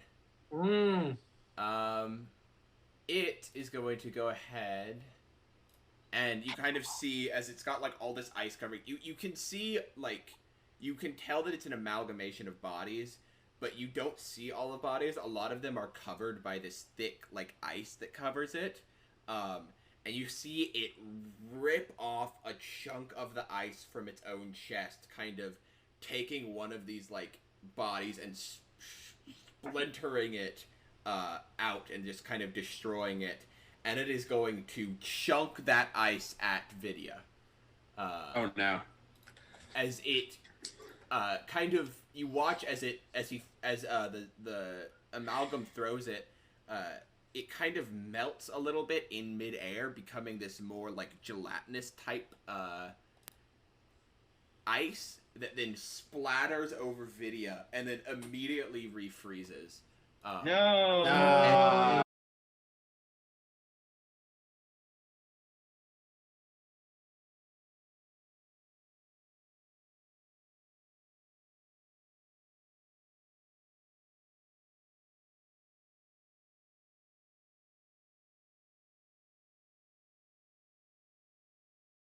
Like, kind of locking up a lot of your joints. I need you to make a strength saving throw, please.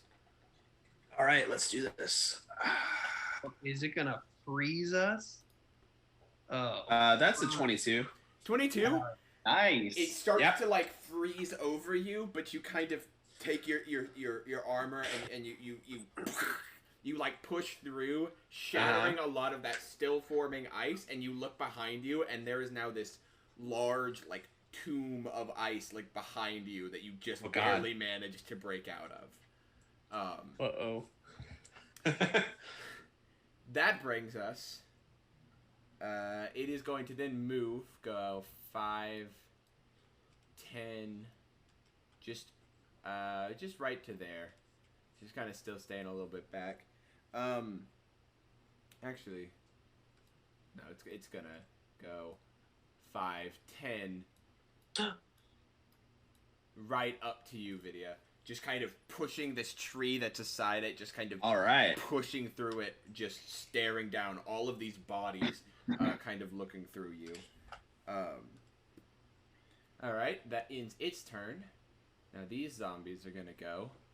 So the one you struck with lightning is going to move 5, 10, 15 here. This one is going to go 5, 10, 15, 20 here. 5, 10, 15, 20 here. Monty, one of these zombies is going to take a slam attack. Zombie? He'll take a slam attack against you. Monty says that in character. That is a 19 to hit. Shield. Shield? No, fuck that. Alright. Yeah, I'll take it. You take 6 points of cold damage. Yeah, I can manage as six. This, like, kind of icy fist kind of punches into you and, like, scrapes across your skin. But I am going to use my reaction to do something. Whoa. I'm going to, when it slams into me and it kind of, like, grabs me, like, I assume a little bit over my shield, she lights up and is going to jettison it back. I'm using a charge of my repulsion shield. All right. Let me see how many feet that is, because I believe it's 15, correct? That sounds right. I'll let you know if that is wrong later. All right. Does it do any damage, or does it just throw it back? Just throws it back. So you kind of like it's reaching over. You kind of try to block it with your shield as it like scrapes into your neck, and then you all watch as like the runes on Monty's shield light up for a second, and then this large arcane light pulse like boom, kind of pushes out, and the zombie kind of tumbles back and like falls down, and then like claws itself back up, ready to do some more damage. So that's that clump of zombies' turn. And then the other clump of zombies go.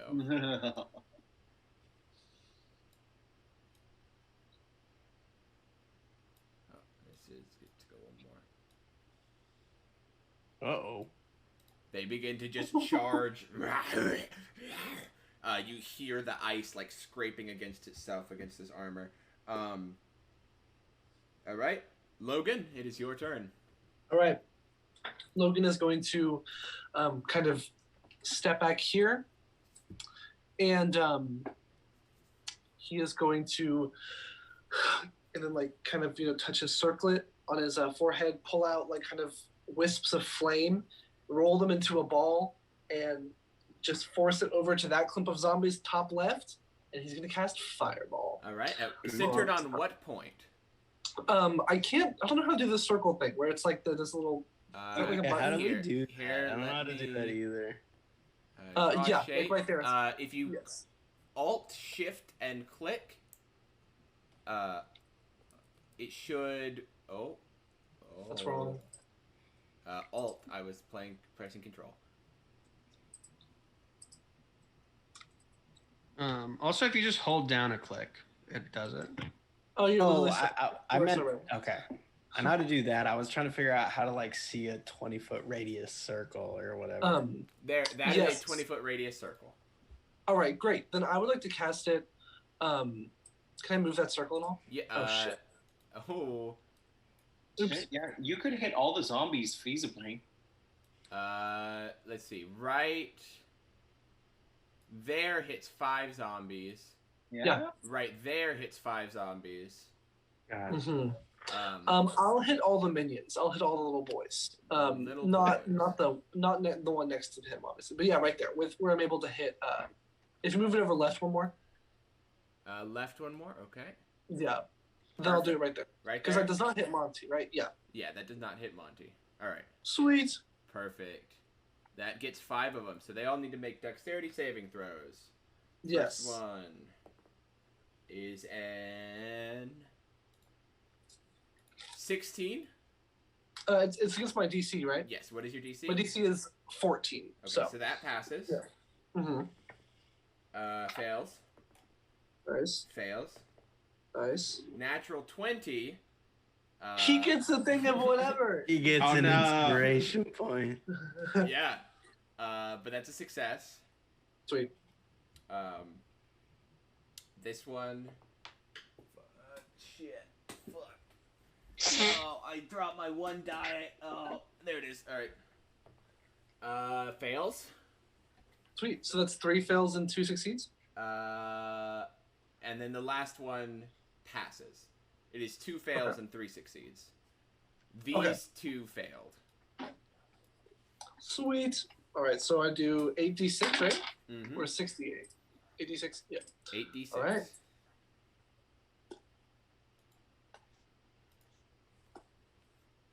Also, I need you to roll a d20 for me, please.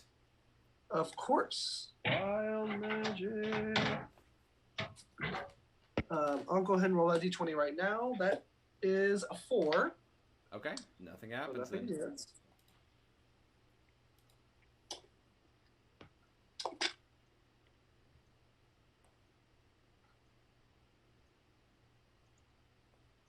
All right, added up, it is 4, 5, 6, 7, 8, 9, 10, 11, 12, 13.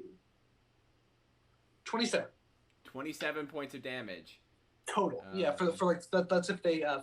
So Yes, so it would be half to 13. 13. Yeah, All right. and it's gold, and then whenever it explodes, there's a golden rose of flames, like Golden fireworks.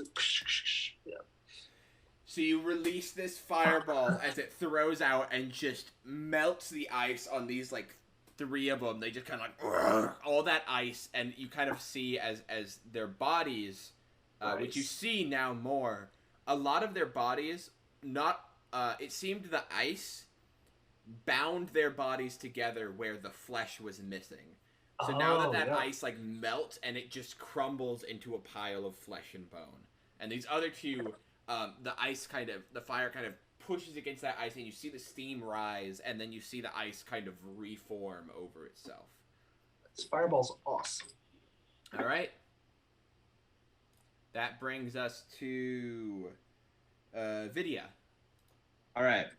I'm just gonna get a feel for how chunky this guy is. As a bonus action, I'm gonna cast Shield of Faith on Monty. So he's gonna get +2 AC for. How long will that last? It is. Oh, it's a concentration. Up to 10 minutes. Okay, cool.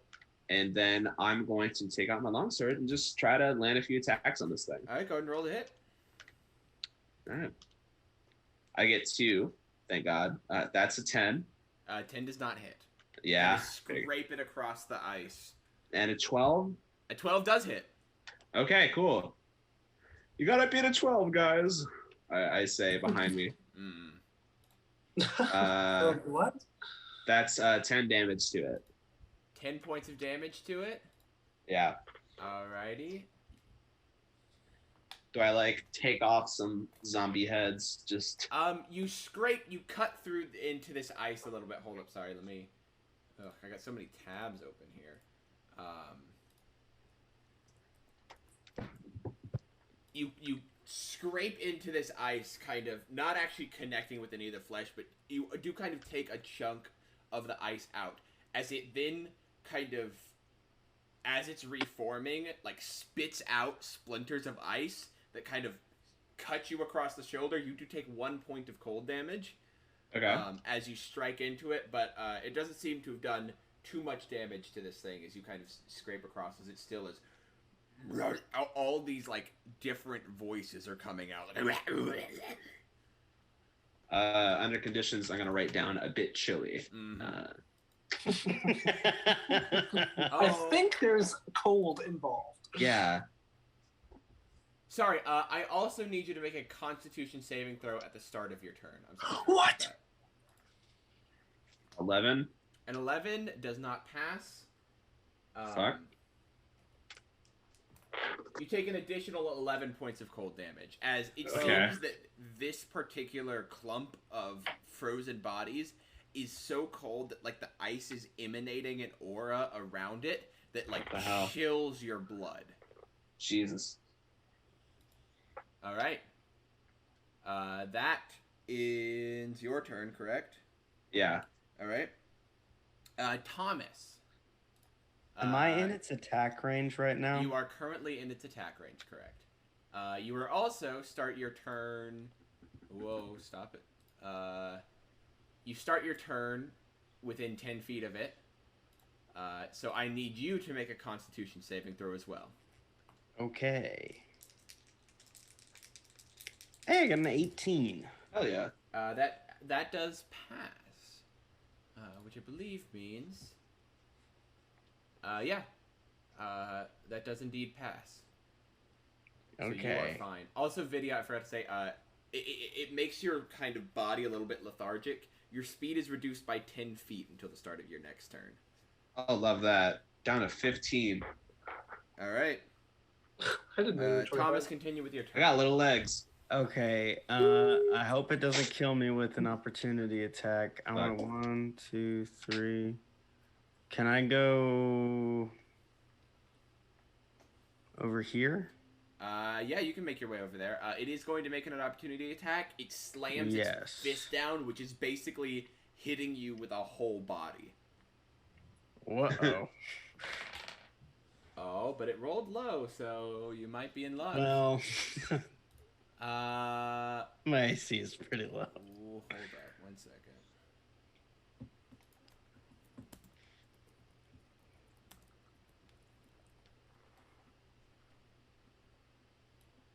Sorry, Give me just 1 second. I seem to have misplaced a vital part of this creature. Attack bonus. Yeah, it's attack bonus. I don't have it written down. Does an 13 hit? Oh yeah, Yeah. All right. absolutely, of course, easily.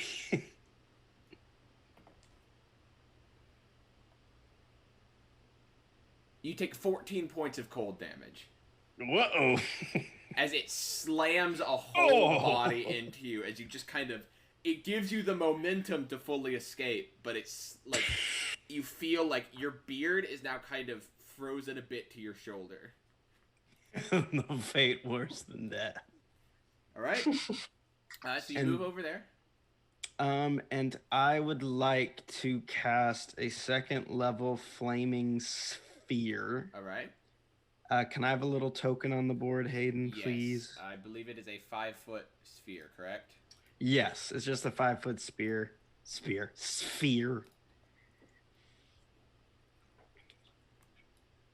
So I'm gonna make this little ball of black Here's your little flames. ball of black flames. Love that. All right. Ooh, actually, Can I move it? Am I able to move I'm it? gonna give you control over it. Give me just 1 second. Okay, cool. I don't know why I can't. I cannot, for some reason, give you control over it. Can you make one yourself? If you click the little draw tool, there should be a little thing that says draw shape. Okay. And then if you Alt Shift and then click and drag, you can make one yourself. Alt Shift, click and drag. Oh, okay. Yeah, Made see, one? it's right around Monty right now. Cool. Okay. So I want to make it. I want to put it here, All right. and then I don't know if I can do this, but as a bonus action, I would love to go 1, because 2, 3, 4. Like sorry. ram them both, because I can move it 30 feet. If you ram the sphere into the creature, that creature makes a saving throw, and the sphere stops moving this turn. You can only ram damn. it into one creature. Okay, cool. Then in that case, I'll just ram it into the big boy. All right. Yeah. So it needs to make a dex save, correct? Indeed. That is a 19. Yeah, that passes my DC. It still takes half damage, so still roll that damage. It's going to take 2. I already halved it. All right. Yes. So it takes 2 points of damage. That seems to do shit all as you take this flaming sphere and kind of ram it into the fist that just hit you, and it just kind of seems to not even budge at the fire sphere hitting into it. All right. Is that it for you? That's gonna be it for me. Alrighty. Monty, that brings us to your turn. All right. Bada bing! I ride this glorious steed into battle. Fuck yeah. And I mean, I'm just gonna go ahead and I'll take 2 good old swangs at it. Alrighty, go ahead and roll the hit. That's a nat 1, It does not hit. and that's a 14. The 14 does hit. Cool. You take 5 points of cold damage as you take your sword and you stab into one of these loose bodies, kind of trying to cut it from the body. Sure thing. And then that is gonna deal a good 12 points of magical slashing damage. Alrighty. And you said 5 points of cold damage. Monty's having a rough day. Nat 1, double exhaustion. So you take and you slice through, kind of cutting off this big chunk of ice, and as it falls to the ground, and as it melts and then kind of reforms back into the ice clot, you see a couple of dark red feathers kind of fallen out of the ice just on the ground. Oh man. Well, bonus action. Buddy. Mm-hmm. Actually, you know what? That's not where I'm sending him. I'm gonna send him right here. All right. And so he'll still be within 5 feet of the thing, but he's gonna take a swing at this zombie right here. All righty. Go ahead and roll the hit. All right. It's gonna be a dirty 20. Dirty 20 hits. Buddy takes 5 points of cold damage as his fist slams in and the ice just kind of splinters out, scraping across the metal. Sure thing, and that's going to be 7 points of force damage. 7 points of force damage? Alrighty. Alright. Alright. That'll do it for me. Alrighty. That moves us on to Dionysus. It is your turn. So Dionysus is going to use her action to cast Call Lightning right here. Alrighty. That small one and the big one to make dexterity saving throws. Alrighty. The big one gets an 18. That passes. And the small one gets a 2. Okay, cool, that fails. Alright. Alright. Did they take half damage or did they take no damage? Half damage. Alright. Okay, so that will be a 13. 13 points of damage. Yeah. Alrighty. So that is 6 points of damage to the big guy. And 13 points of damage to that guy. All right. And then she is also going to use her bonus action to use Balm of the Summer Court. Alright. So while she's got all that electricity sort of like weaving around her, she also sends out just a sort of gale of warm wind over to Vidya. Alright. And Vidya, you will receive 10 hit points back, Awesome. as well as 2 temporary hit points. Woo. Awesome. Thank you. Alright. Is that it for your turn? Yep. Alright, it is the clock's turn. It is going to see if it recharges that ability, which it does indeed. Yikes.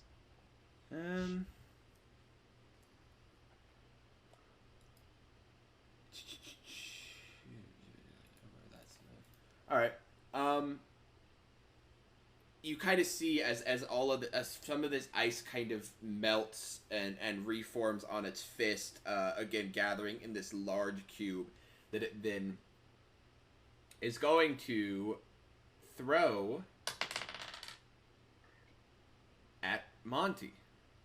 It swings above and throws this ice down that kind of covers your body, you and your horse actually. I need you to make a strength saving throw for me, please. With an additional +3 because of the thing. Cool. That will be an 18 then. An 18 is enough. You kind of are able to push off and push through and find and rip off this freezing ice over your body, as you kind of see that entombment behind you that you were just narrowly able to avoid.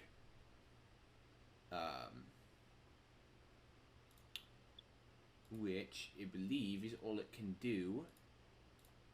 So that means we are going to move us on to the zombies. 5, 10. They are all just going to charge into the closest thing. 2 of them are going to take an attack at Buddy, and then 1 of them is going to take an attack at you, Monty. Oh, wait.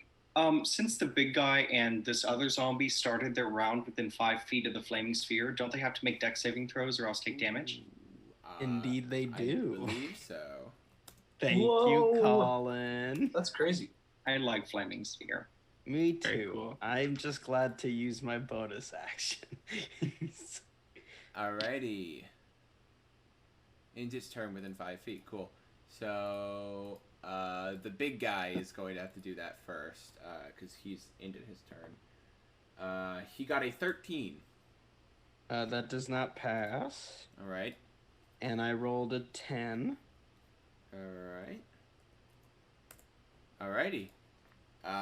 you kind of see that just the flaming sphere existing next to him is just kind of melting a little bit of that ice. So these zombies are all going to charge in 2 attacks on Buddy from the top 2, and then 1 on Monty. So the first one on Buddy. And the big thing already took its. So the first one on Buddy will have disadvantage. Alrighty. Does an 11 hit? No. Alright, second one on Buddy. Will miss, and then the one on you, Monty. Sure thing. Will miss. And Cool. then the one on you is going to try to get out of the way of this thing that is melting it. So it is going to move down there. Buddy's going to take a swing. Buddy used his reaction to impose disadvantage. That is correct. So, he's going to move down that way. Testing you, Hayden. And that is all for that turn. So that brings us to Logan. Sweet. Logan is going to sidestep right here, and then he is going to again touch his circlet, and his eyes are going to glow with like golden flame, and he's going to kind of lean forward and go like that, and just like Cyclops, he's going to cast Agonizer's Scorcher.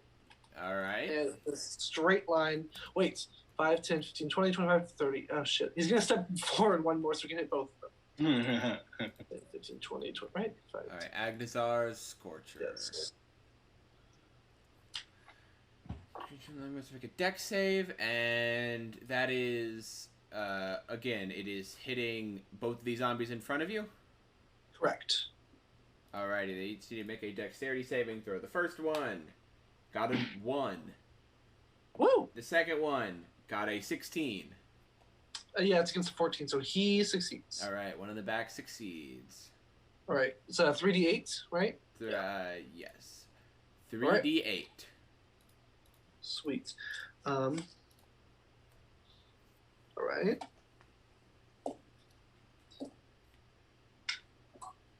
All right. I'm going to use my empowered spell metamagic to re-roll one of the damage die. Alright. All right, that was worth it. Oh yeah. 16 plus 5 is 22. So 22. 16. Plus 21. 5 and 1. 16 plus 5 in did you get 2 8s and a 5? 2 8s and a 5. Okay, baby. cool. Happy Pride Month, everyone. Woo! So what is that total again? 21. 21. 4. So And also, I'll roll that d20 for yes, please. for the minimum. Nope, 5. So you kind of send this flame out from your like Cyclops, and it just pierces through one, immediately melting all that ice around it, it turning into a clump of bones. And then it hits the second one, a lot of that ice melting, but it's just not barely enough, as it is barely holding in there, and that ice comes back and reforms around its body. And I could cast a cantrip right now, right? If you have a bonus action cantrip.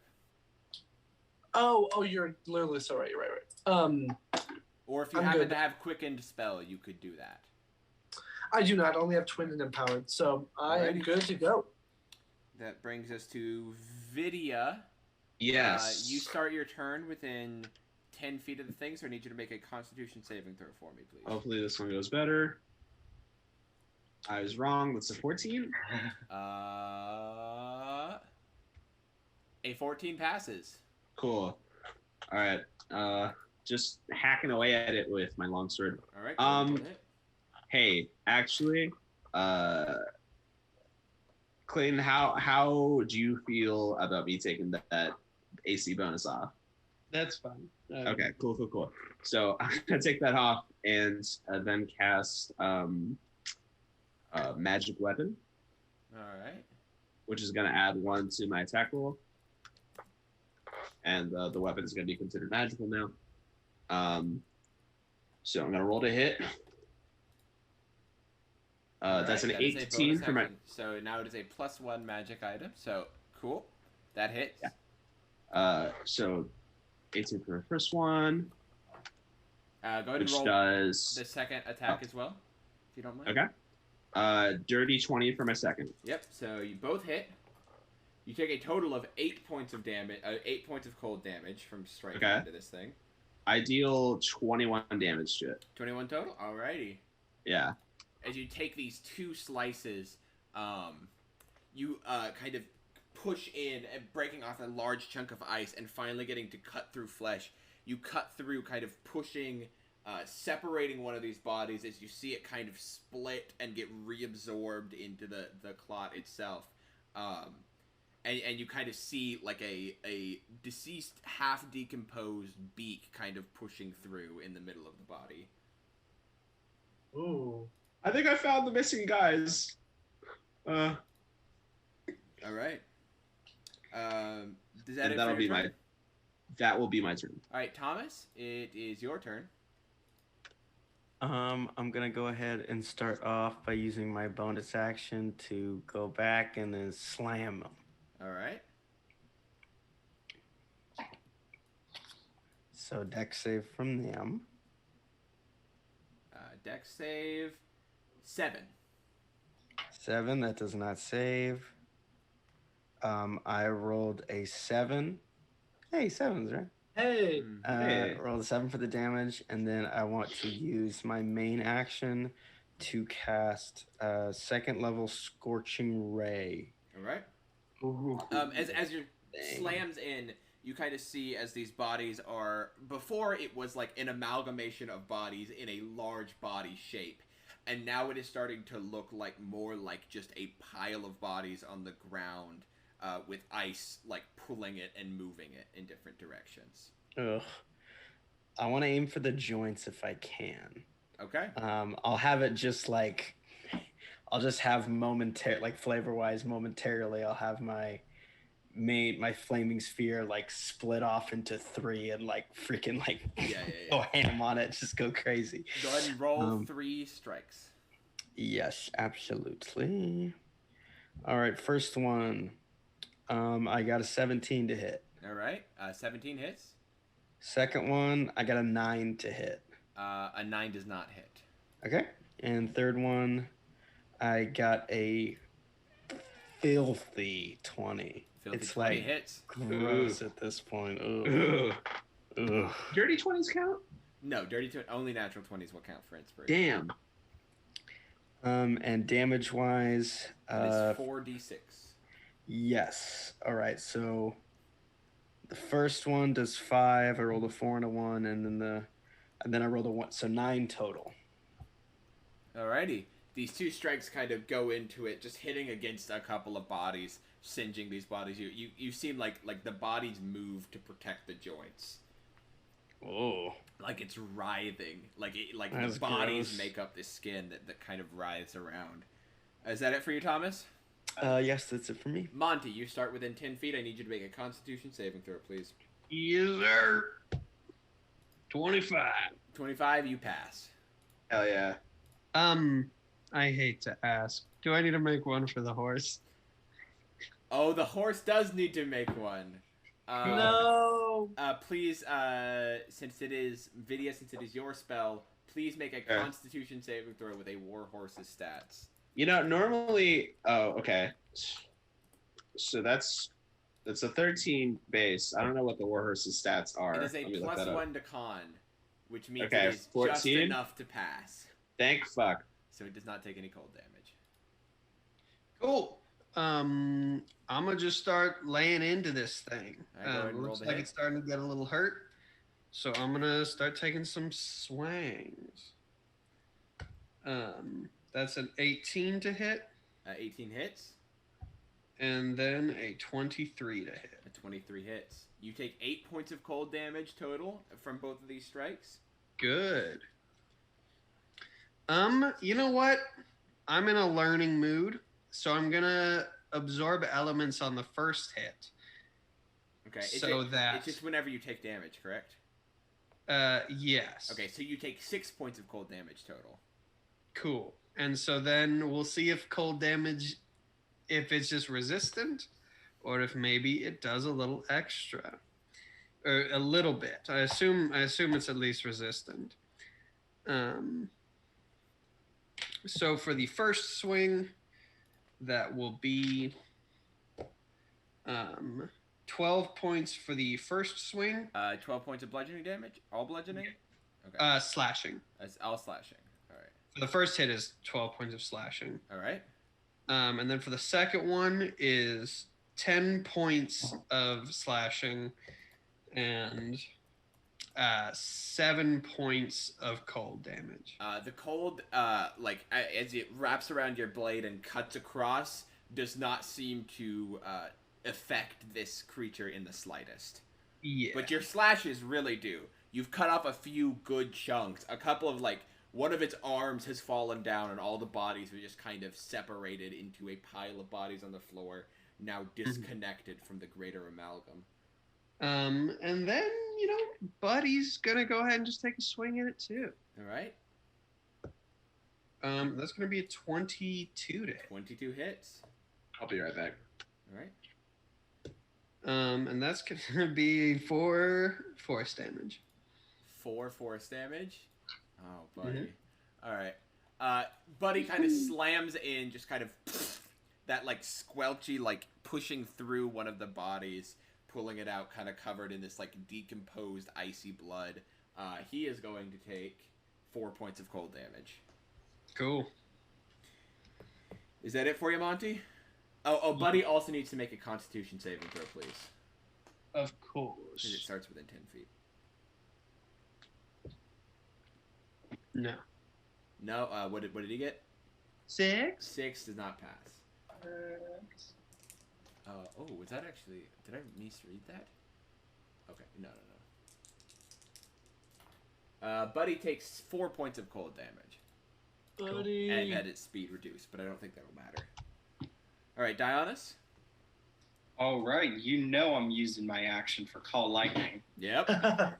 I'm going to use it in the same spot since Okay. that's going to hit those two without hitting my ally, so I need them to make dexterity saving throws. Alrighty, big guy got an 11. Nope. Little guy got an 11. Nope. That's going to be 12 damage. 12 damage total. Okay. Yep.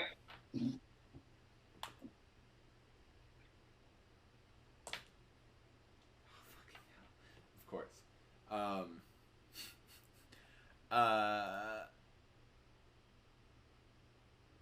So, the lightning strikes in to the ground. It does take out the clot.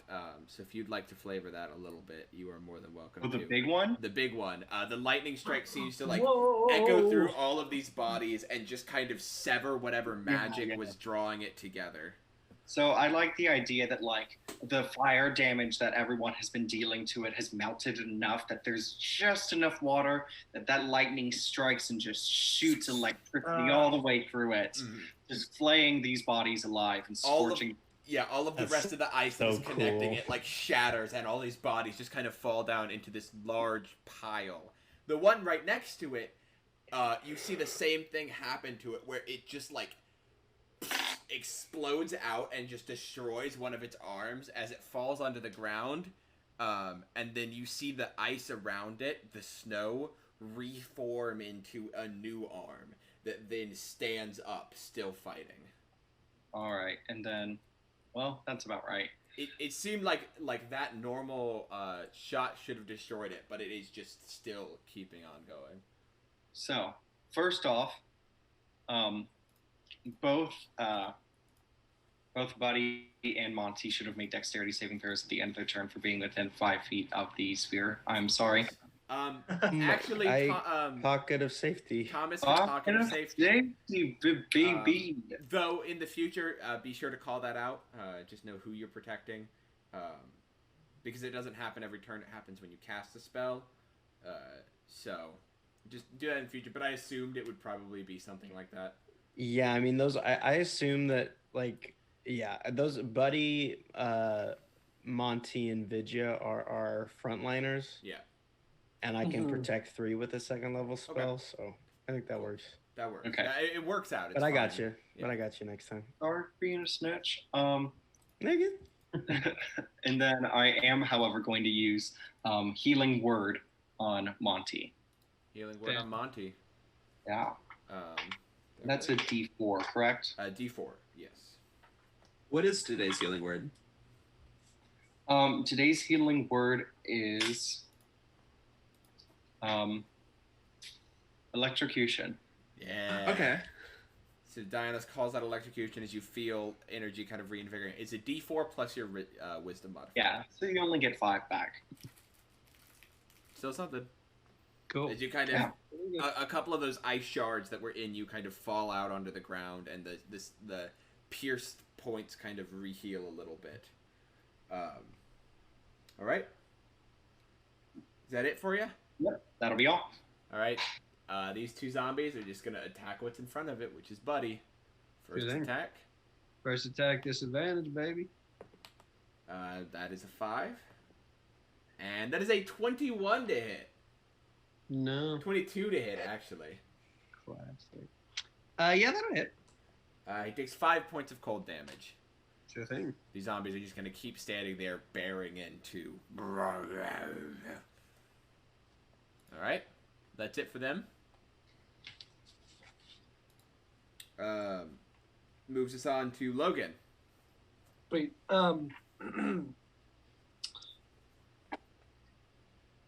yeah, Logan is going to... He's going to run over to this one. 5, 10, 15, 25. I'll stay right there. Nice. And he will cast Chromatic Orb. Alright. Choosing what damage type? Fire. Alright. Sweet. Go ahead and roll the hit. 12. 12 hits. Oh, not one right there. Oh, woo! All right. Ooh. Sweet. So with Chromatic Orb, it's like it's different from Fireball. Like I feel like the Chromatic Orb like comes out of my circlet, it appears, and I kind of like swipe until like it's like ice.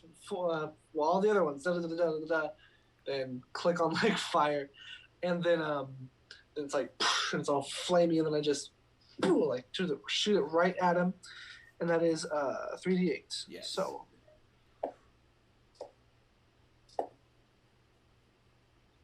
That's 15. 15. Okay. So you kind of take and you conjure up the energy out of your circlet, and as you see it kind of like you use your arcane as you shift through these colors until you finally find that like gold red, and you make this orb of fire and you throw it as it just hits and connects with the head of this zombie, exploding out, and then the head just kind of tumbles off the back of it. Perfect. All right. Anything else That's for you? it. All right. That moves us Oh, on. wait, I'll do the D20. Yes, D20. please. 19, baby. Yeah, you're fine. So much stuff to remember, man. I know. Vidya, it is your turn. Okay. Would you believe it? I'm gonna hit it twice again. Nice. Okay. All right, so that's 2 hits. First one is a 22. You are nowhere near anything right now. Wait. Oh, yeah, I'm a dumbass. Sorry. Unless you want to hit Monty. I'm gonna fucking go for this tree over here now. 1, 2, 3, 4. You are standing in the middle of the tree right now. You cannot be there. That is not a 4, 5. That should be it. That Can works. I get it? That works. Okay, cool. You can go right around the side of the tree. Okay, cool. Gonna flank it, I guess. Does that count as flanking? No, you have to be on the opposite side of it. All right, that's a 22 and a 17. Both hit. All right. Well, let's do the 22 first. So roll your damage. So that's 11. You take 2 points of cold damage. All right, cool. 11 points Literally. of damage. Yep, that finishes it off. Nice. If it weren't for that tree in the way, it would have been like 17 more damage, y'all. Sorry. So, tell me how you kill it.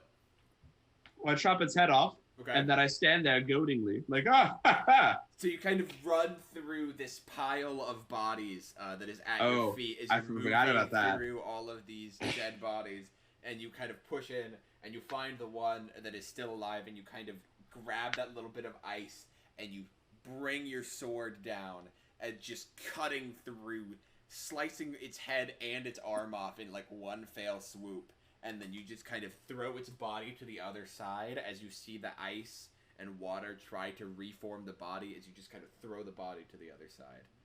Vidya, after doing that, she's gonna fall down to the ground for a minute and just like catch her breath. Oh my god. Oh yeah. I haven't had a good workout like this in a while. Oh my god. Oh. You did great, Vidya. Oh, thank you. Take a moment surrounded by about 30 different bodies of different races, humans, goblins, orcs, not all just citizens of not all just people that you would see as like citizens of towns, but it seems like more some monstrous races too. There's even like the occasional like bugbear mixed in with all of these bodies that made up the thing. And you do see in the middle of it an Aarakocra figure, red feathered, with the kind of like that black mask, kind of reminiscent of a raven by body, just kind of half decomposed on the ground. Oh and man! I hope he wasn't. We're going to go ahead and end tonight's episode. All right. Did not mean to cut you off, Brett, but No. 10:30. We are 30 minutes past when we normally end. So, thank you everybody so much for watching our 20th episode of Jest Quest. You better be back here next week for the 21st to see how all of this shakes out. So until then, I love you very much. Bye-bye. Bye, Everyone. guys.